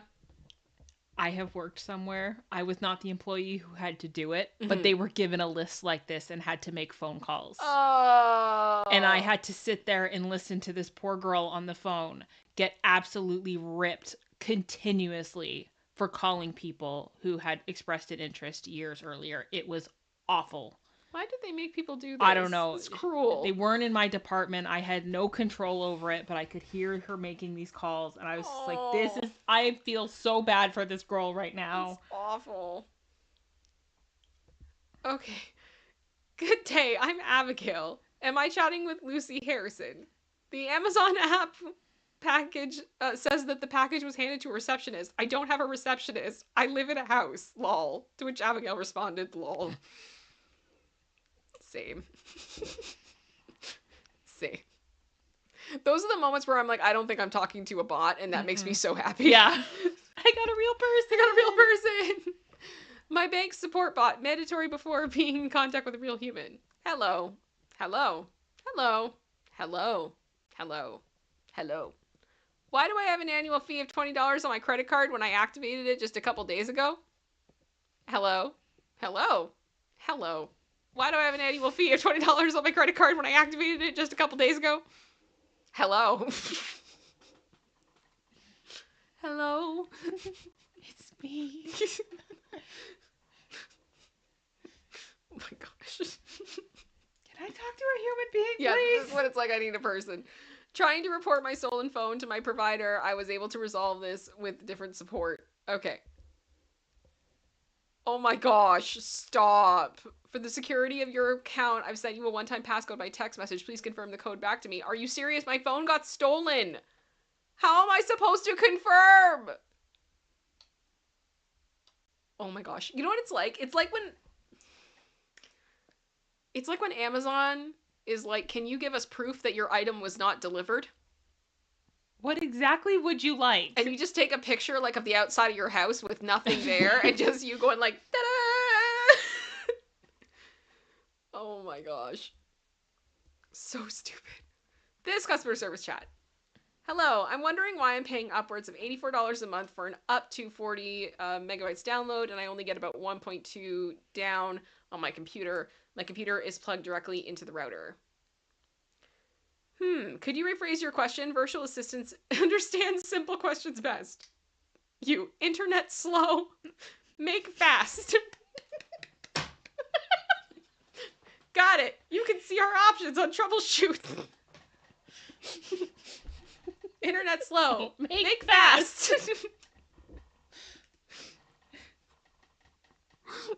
The way I've had this conversation. You want to tell me why I'm paying for the highest package of internet available and yet I'm still having issues with connection and it's screwing up my job? Can we fix this, please? Make it better. You should get a higher package. I already have the highest package. Oh no, exactly. Fix it. I pay way too much money for this not For this to crap. work. And it's really hard for me to pay you if I can't do my job. I never had a rep say this in the chat before. The return package was accepted by you on the 17th. Please give me a moment. I'll just need to step away briefly and use the bathroom. I'll be right back. I'm back. Give me a second to verify the shipment. I mean, fair. I'm happy to know you're human. Yep. I am happy to know that you are human. Oh my goodness. Yes, Kirsten just said I took a picture of me looking under a rock for my package when Amazon did that. Exactly. It's like, what do you want? What do you want? Like, I guess for some people, like, if they've got, like, a Ring camera, you could, like... Send them footage of them not coming? like, them not coming. I think in the past, I've literally sent, like, a picture of my dogs and been like, they've been home this whole time and they know when anyone comes to the door. They don't lie. Nope. My skip the dishes order was missing. My burgers, the support dude left the chat. We're disappointed to hear about that. Let us refund the missing burgers from your order. This isn't a common experience and we're sorry this happened to you. How would you prefer to be refunded? We can do skip credits, which are immediately added to your account and can be used right away, or we can refund your card. Just a heads up, a refund to your card can take about 10 business days and could also be sooner depending on your financial institution. Yeah. Do I have to reorder then? I'm just hungry and I want my burgers. And now I have to pay delivery twice? Hello, I'm really hungry, but I just want my burgers. And then he left.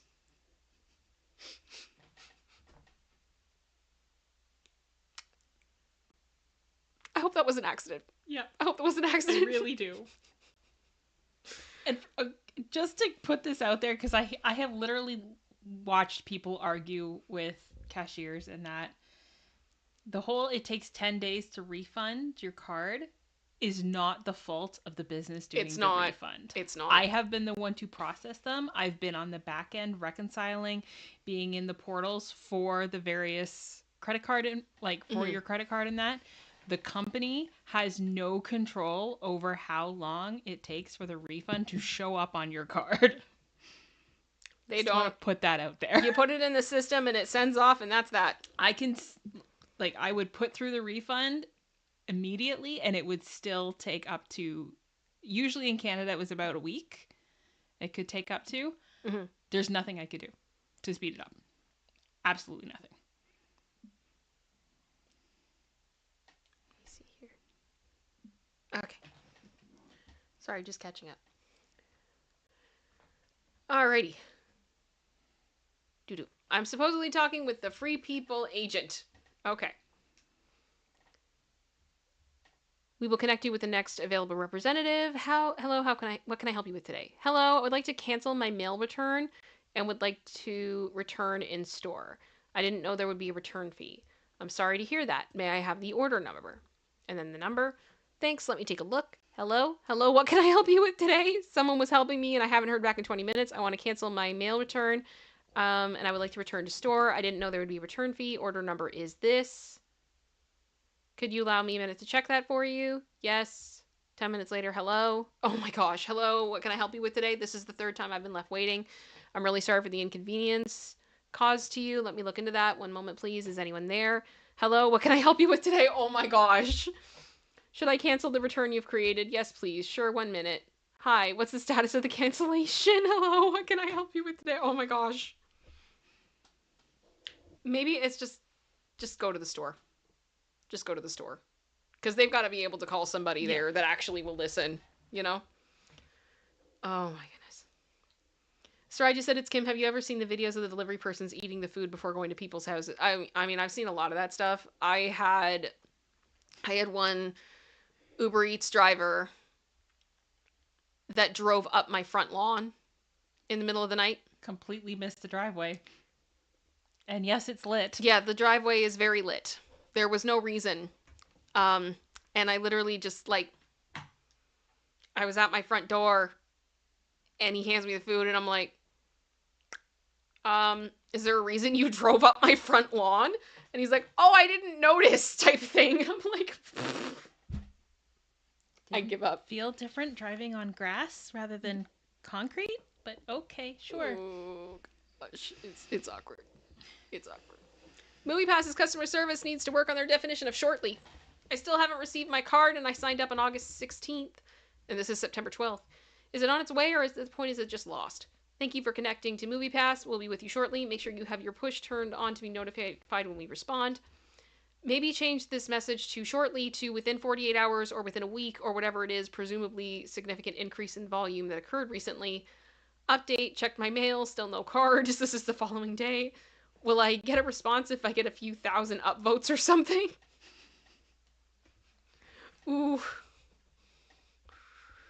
Oof. Can I transfer you to English customer service? Yeah, please wait a moment. That's not it. Nope. That's not it. Verbo has awesome customer support. Oh no.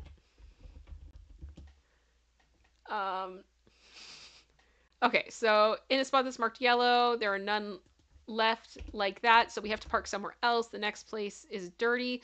There's blood or something on one of the pillows. The sheets are dirty with footprints and something on them. There's dust and dirt everywhere. Are you there? I'm sorry you're having this problem. Let's see if there's anything we can do to help the situation. I hope I don't have to type all this again. Agent has ended the chat. Oh, that sounds like my honeymoon. Bad times. Bad times! Okay. Cox Business. Is there an outage? Hi, how can I help you? Is there an outage in my area? Hi, how can I help you? Check for outage.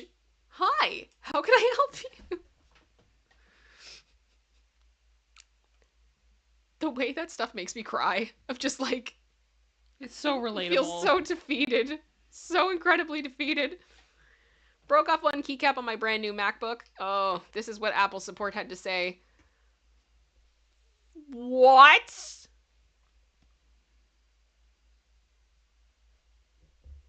€479 to fix one key? What?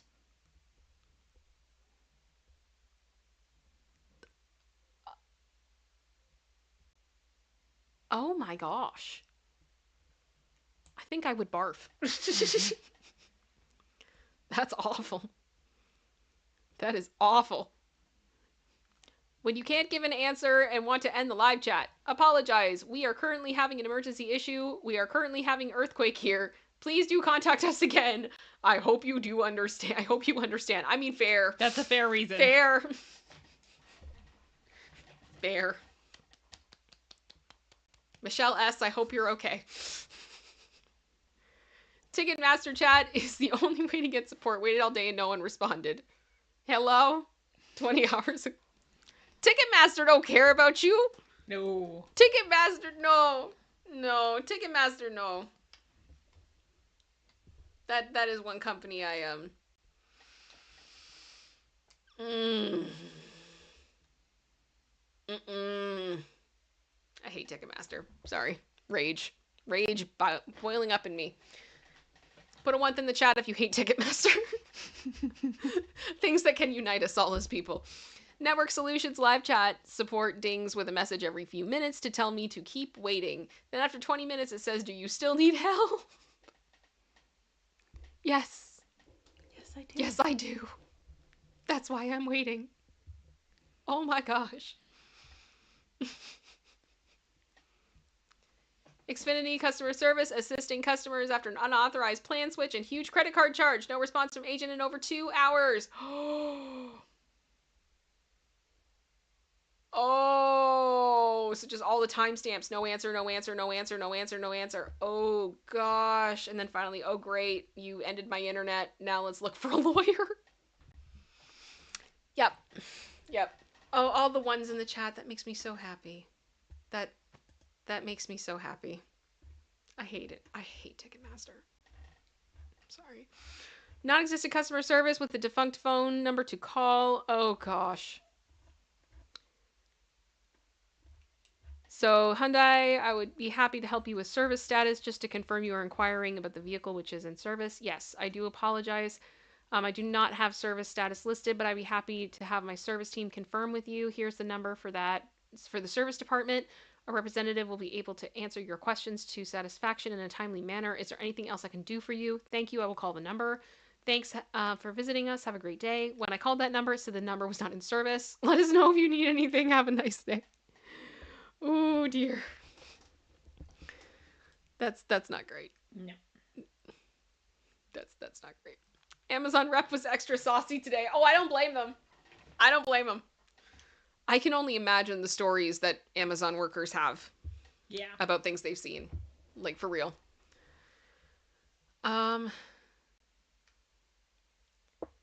Okay.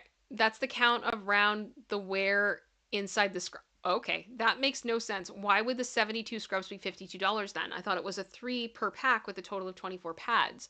No, you understand wrong and picture is given on the website. Okay, then I'd like to return it because it's very misleading. And the customer service said, I don't think it is. Excuse me? And it's not returnable. Okay. I feel like I want more context. I want more context. I do. Customer service is dead. I hate the fact that you can't route to a human right away. Yep. Representative, please. Hi there, I'm an automated assistant. Could you please try asking your question here first? This will help me understand how I can assist you better. If needed, I can always connect you with a live agent. Thank you. Live agent. I understand you'd like to speak with a live agent. Could you please provide a bit more detail about your issue in question? This will help me assist you more effectively or connect you to the right person. Thank you. Live agent. I understand you'd like to speak with a live agent. Could you please provide more detail? I do kind of get this Yeah. one. Because if they're trying to, like, are you going to customer service? Are you going to accounting? Are you going to sales? Like, yeah. Basic. Give them a little, what little department bit. do you need? Give me something. Give me something. Disney Plus chat support ended up being as useful as I thought it'd be. They stopped responding, so it shut the chat down. Did that work? It did not. Due to inactivity, the conversation has been closed. Oh, fantastic. Fantastic. Customer service at its finest. Pedro has left the chat. You are being transferred. Please hold. Agent Dion enters the chat. Dion, thank you for chatting. Walmart Family Mobile. Hi, customer. Hello. I'm sorry to hear that. Oh, dear. Oh, you know that AI has been programmed. Mm-hmm. The first thing they hear is people getting mad. Oh, my goodness. Okay. What is this customer service? I can't type in game. I'm truly sorry to hear you are having trouble typing in the game. Perhaps restarting the game or your device may help, as it often resolves minor issues. If the problem continues, just let me know and we can find other solutions together. It doesn't work. I'm really sorry to hear that it's still not working. Could you share a bit more detail about the issue you're facing? This will help me assist you better. Are you having issue with a specific feature or action? I'm assuming in the game. Mm-hmm. I'm trying to chat in the game, but I can't because the keyboard doesn't appear. I'm really sorry to hear that you are having trouble with the chat feature. It might help to restart the game or your device, as that can often fix minor glitches. If the problem continues, don't hesitate to reach out again for more help. I tried that already several times, but it didn't work. Oh gosh. I'm really sorry to hear that you've been having trouble with the game. Let's explore a different approach together. Could you... And then Cut off. it cut off. But just the I cannot type in chat and the same thing. I'm truly sorry to hear that you're having trouble with the chat feature. Please try restarting the game, making sure your internet connection is stable. If the issue continues, let me know, and I'll be more than happy to help. The issue continues. I'm truly sorry to hear that the issue continues. Let's work together to find a solution. Oh my gosh. There's so much just blah, blah, blah, blah, Yeah, blah, blah. just word salad. Awful. Awful. Oh. EA.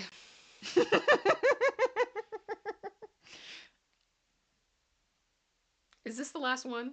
No, there's 2 more. Okay. Okay. I was wondering how angry I can get. At least EA customer service knows the score. May I know the reason for the cancellation? I'm sure you've heard. Same as the others. Right.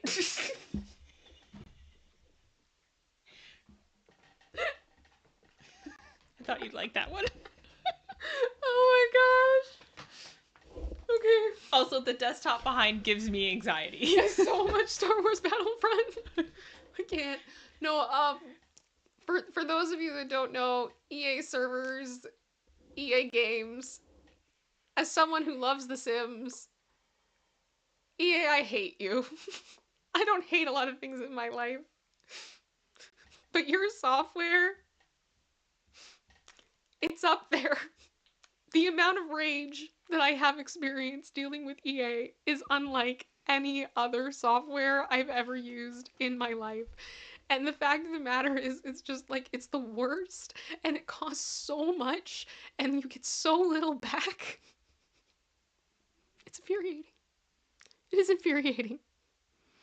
And for anyone that plays The Sims, you know how much we've spent on that. It doesn't feel right. It's not okay. It is not okay. Customer service at its finest. Okay, Crystal, thank you again. I will be transferring you over now. Hope you have a good rest of your night. Crystal has disconnected. Hi, my name is Taniguchi. How may I help you? Kyle, I received my order blank today, and the shoebox is in rough shape. And they respond, I do not understand English.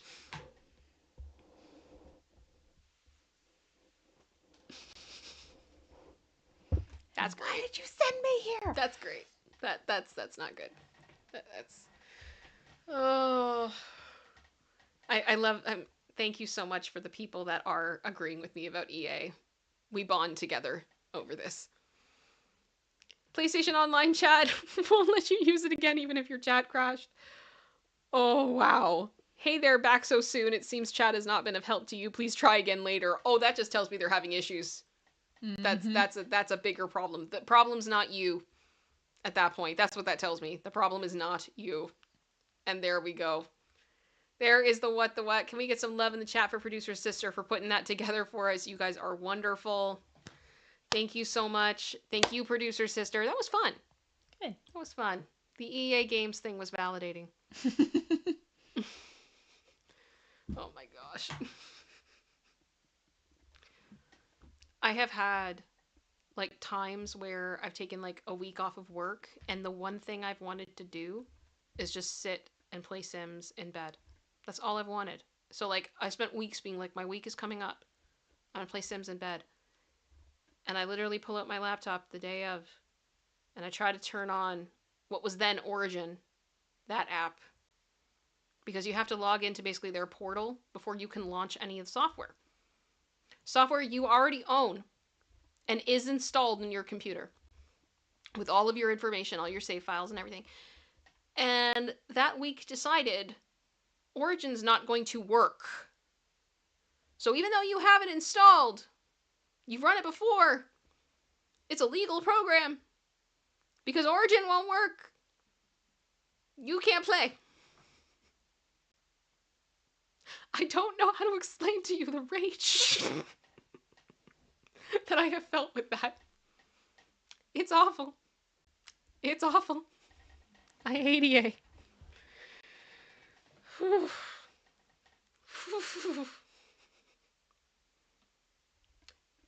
was a lot.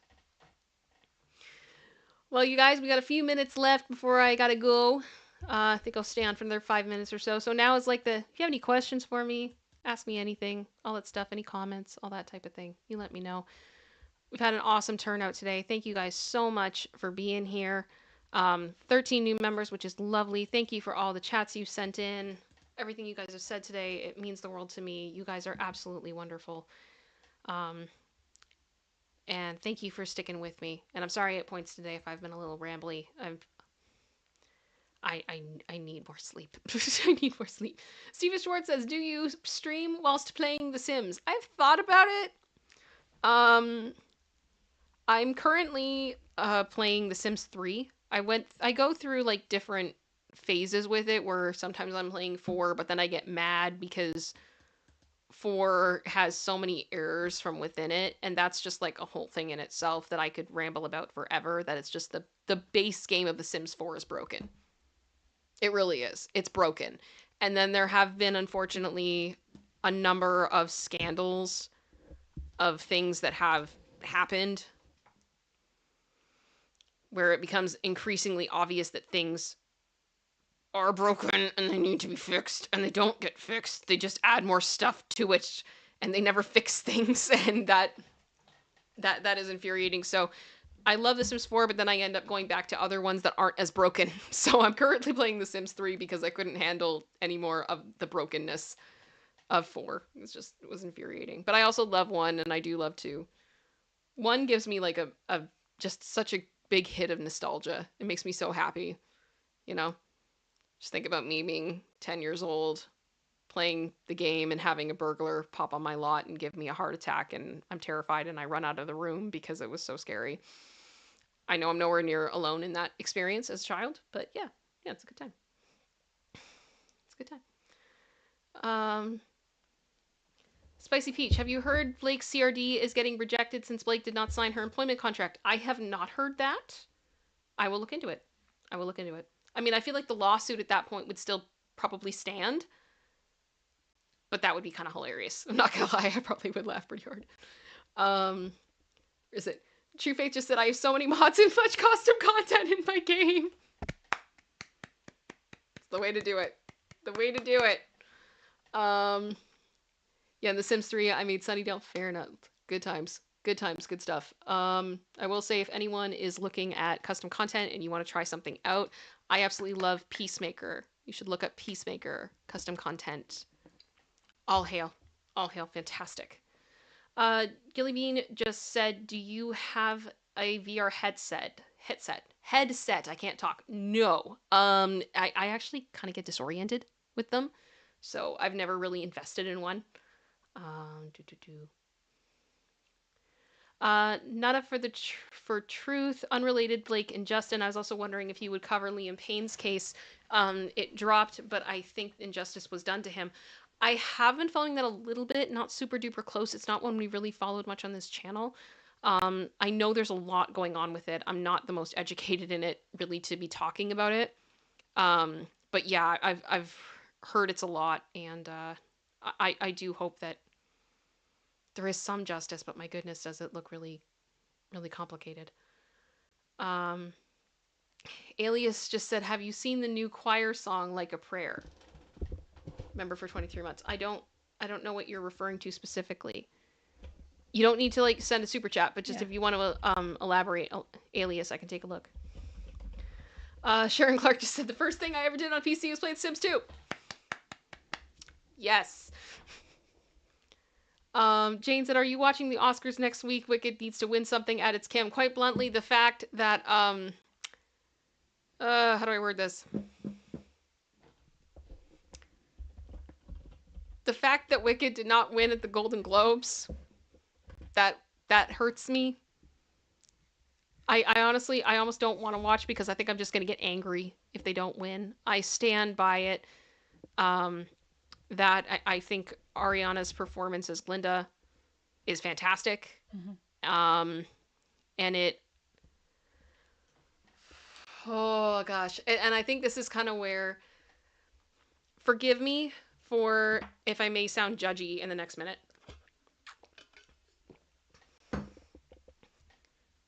Wicked as a musical, it has a lot of history at this point because of how long it's been going on. I got very interested in it and I loved it starting from when I was in my teens. And so it's literally been like I've loved it for like 20 years at this point. And before there was the movie, right? You had the source material being the book. You had the actual play itself, which not everybody could go and see.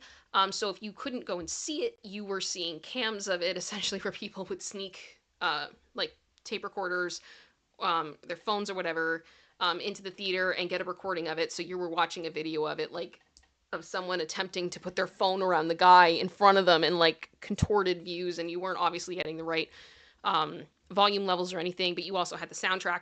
So what ended up happening was you had a lot of people that were so passionate about this story, and they were going to great lengths to get the best cams they could, the recordings, all this other type of stuff, or they were bending over backwards to be able to go see the show multiple times.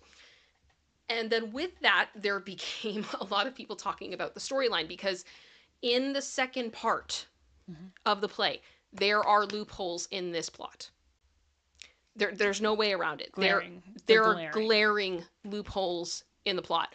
And so what that ended up kind of starting where people putting out their fan theories. Now, part of what I love about Ariana Grande is that apparently she kind of went in and was like, this loophole, this loophole, this loophole. These are all of my thoughts about it because she's literally one of us when it comes to, the obsessed Wicked fans. And because of that, there's been a lot of debate about the characters, about the way that the characters feel, what actually happened, what happens that we don't see, how did we end up at this place. And it sounds like part 2 is going to solve a number of those issues, which I am excited to see as a diehard fan. That being said, when someone who is familiar with part 2 and the show itself watches No One Mourns the Wicked. Yep. There is subtext there that someone who's only seen part 1 and hasn't seen the show and doesn't understand the full context of the story, there is stuff there that people don't get. But Ariana is masterfully acting in that scene and was more than I ever could have asked for. And when you put in other scenes throughout the film, the way that has embodied this, so much of her role, particularly with No One Mourns the Wicked, it is not just about that film, it's about the next film. Mm-hmm. It is very much like watching Alan Rickman play Snape, of knowing things about the plot far before anybody else did, and tailoring his performance so that he did not mess with continuity, and that he had the full context of what Snape the character knew when nobody else did. That type of acting to me is just incredible. It's so much more complicated than when you just get a script and this is it. This is what you got. This is it beginning to end. And I think for those who don't know, No One Mourns the Wicked is the opening number to the movie and the play. It takes place at current time of the show. And then once that number is over, you go back in time and work your way forward throughout the rest of the movie to that current time period. So the emotion that Ariana has to convey is all these things that are about to happen in the movie that the audience has yet to see. So throughout part 1, we saw part of that, but the real meat and potatoes that shapes her character and all that hasn't happened yet. Yeah. And what her relationship is like with Alphaba. Um, Blood Topaz, current time of what we're talking about is that at this time, at this point, um, in the canon, essentially, I believe uh, Dorothy is now back in Kansas. yeah, The yeah, wizard has departed, like the end of the Wizard of Oz. Um, Elphaba, the Wicked Witch of the West, is dead. So Glinda is basically at this point what remains, is a good way to put it. mm-hmm. And so for me, there was kind of a level when the film came out where I saw a lot of people that were um, making assumptions and they didn't understand a lot of what was to come. And then when you had the Wicked fans that were saying like, oh, and I don't want to spoil anything, but just being like, no one mourns the wicked is perfection. It is Mm-hmm. absolutely amazing. All of the awards forever and ever and ever. And then you had people that don't understand it. And then there's going to be the question of whether or not that's even going to be taken into account because we're looking at Wicked Part 1 as a film, right? But I feel like when it comes to the storytelling, there's so much I want to scream from the rooftops, and I can't because I don't want to like spoil it for people that are waiting. Um, but there's so much there. Yeah, There's so much there, and I feel like fandom films, when it comes to the Academy, don't get the respect that they deserve. I feel like they have to be something massive like Lord of the Rings for people to Return of the King got all the accolades. yeah, to finally get something, because if it's not, it's like the Academy just doesn't really feel that strongly about it. Yeah. Yeah. So yeah, you're asking. So this the Good Witch remembering what happens. Basically, yes. The beginning of the movie is after all of the events of the Wizard of Oz have taken place, of like the original Wizard of Oz, 1939. Judy Garland has taken place.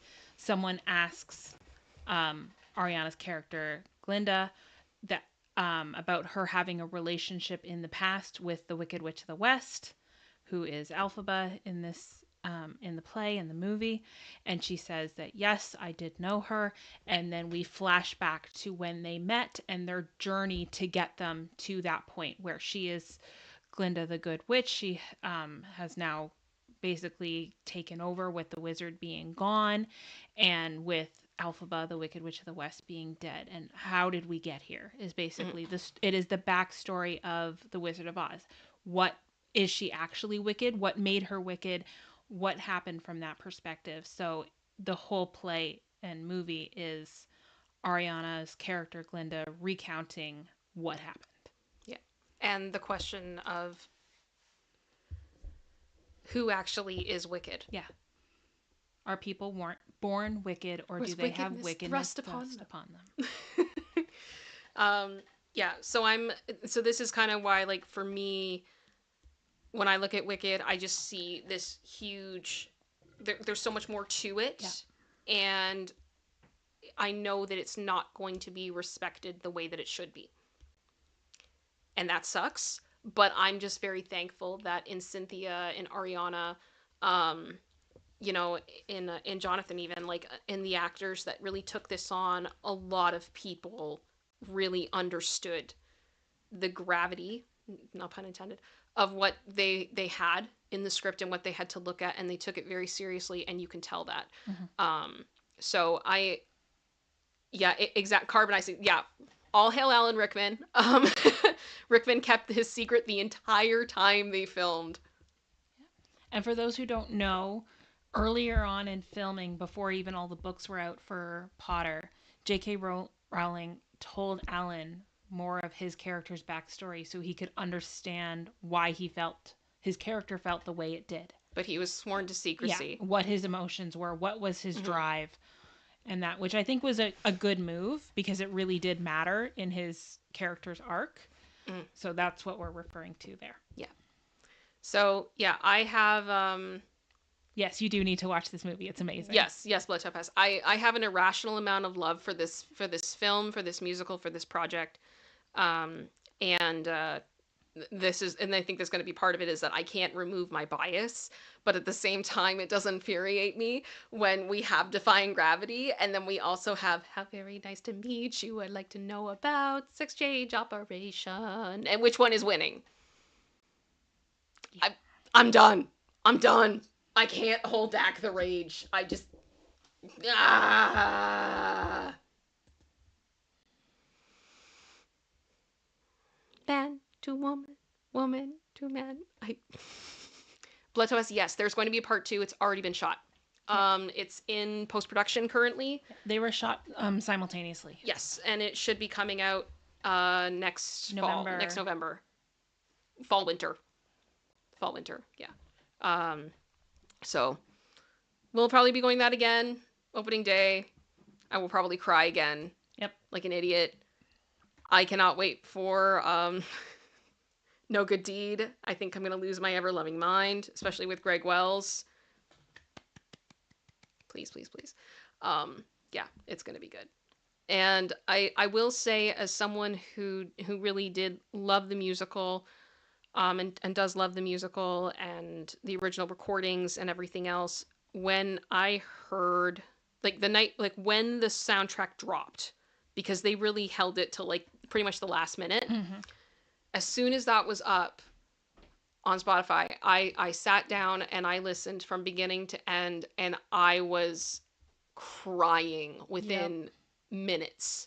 I didn't make it through no more. No, I was done. I was done. And it's just it's so rare, I think, in musicals to have the film version be worthy of the actual show.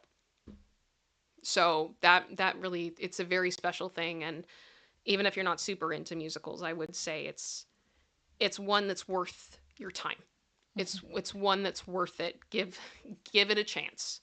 Give it a chance. And if you cry at all in movies, bring Kleenex. Bring Kleenex. Bring Kleenex.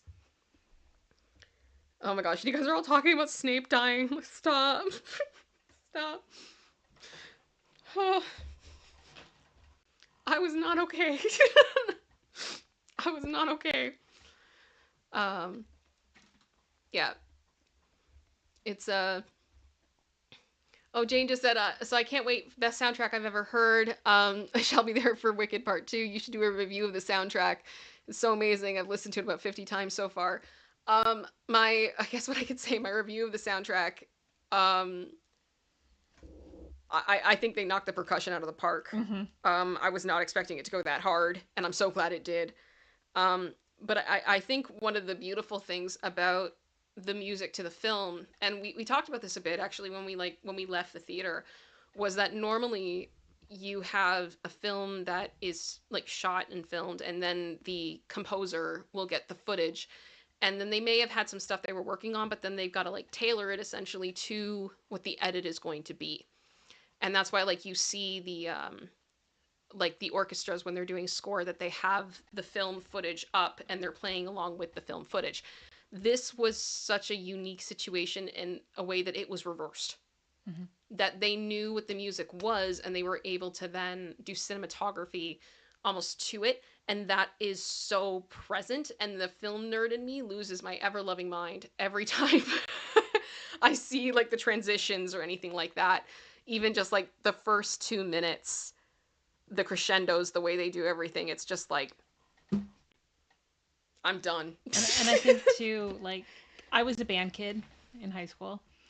Mm-hmm. And so I guess I listen to scores a little bit differently sometimes, or I pick up on different things. But for me, I'm sitting there watching this movie, and you can pick up on little hints within the actual score, not the musical numbers, but the score aspect of it, where they have woven bits and pieces of the songs we've heard and also what's to come.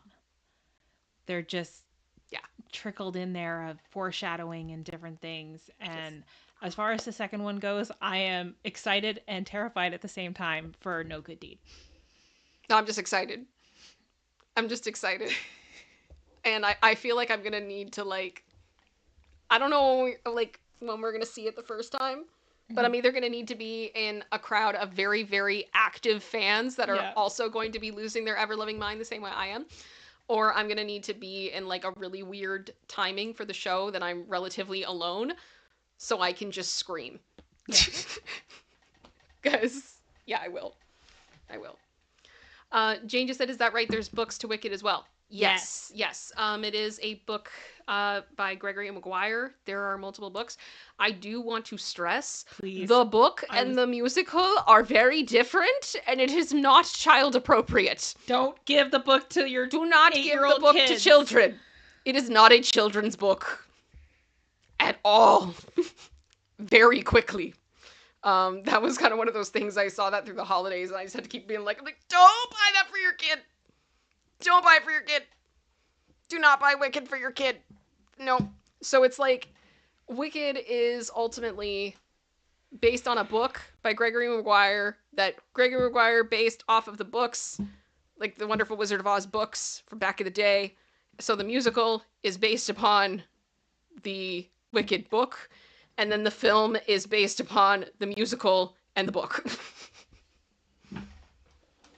It's web. And this is what I mean about the plot holes and people making theories and everything else. It's been like, it's in the text and people are very passionate about it. So Steven Schwartz says, is it really violent? The first movie is not. The second movie has the potential to be. Yes, I don't know how violent it could be. It could be. What I would say about the books is they are a lot more explicit than you would expect. Definitely a lot of adult topics.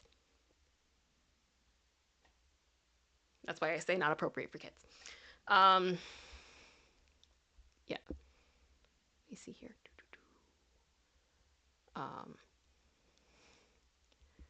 Just reading the chat. Vicky, yeah, you make me want to read the books. I mean, do it. Do it. I'm just saying, don't read it to kids. This is not a kid's bedtime story. We've heard people saying, "Oh yeah, I'm gonna get them for my kids to read. They're like 7 years old." I'm like, no. Just no. We're not saying don't read them. We're just saying make sure you know what you're giving your kids to read. That's all. That's all. That's all. It's like the people who took their kids to the South Park movie and then got mad because it's a cartoon. Complained. And it wasn't kid appropriate. Yeah. Guys, they got a little offended at shut your effing face, Uncle Effer. You know? Shock. It's South Park. What did you think was going to happen? Yeah, and like Carbonize just said, the Grimm Brothers fairy tales, those aren't for kids. No, they're not. No. They are not the watered down Disney version of the fairy tales that we know today. Gilly Bean just said, or Jilly Bean, I'm not sure. You may have said this already, but would you read the books first? I heard the soundtrack first. Then I found, allegedly, I may have found a cam. Potentially, I may have seen something, in LiveJournal days. And then I read the book. I did a big project on that when I was in high school. Just about the social commentary within the book itself. Also, character of Glinda in book and character of Glinda in musical, two very different characters. Glinda in book, I hate. So that was a whole thing. And so I kind of did, I believe I read Wicked, and I believe I read Son of a Witch, which was the sequel. And then there's been other ones in the series, but I think I stopped at Son of a Witch. I don't like reading. I'm not a big reading person. And then we saw it. Yeah, and then we saw it. We saw the touring company. Yes.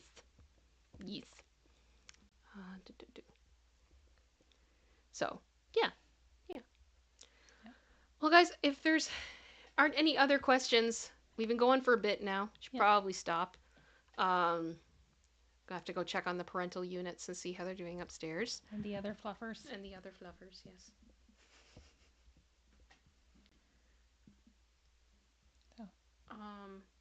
What? What? Okay, sorry. I'm trying to read what's going on in these court documents, and there's a lot. All right. Well, I'm gonna wind down this stream. Thank you guys so much for being here. Much love to all of you. I will ask if you could please leave a comment when the stream is done. It means a lot to me if you'd be willing to do that.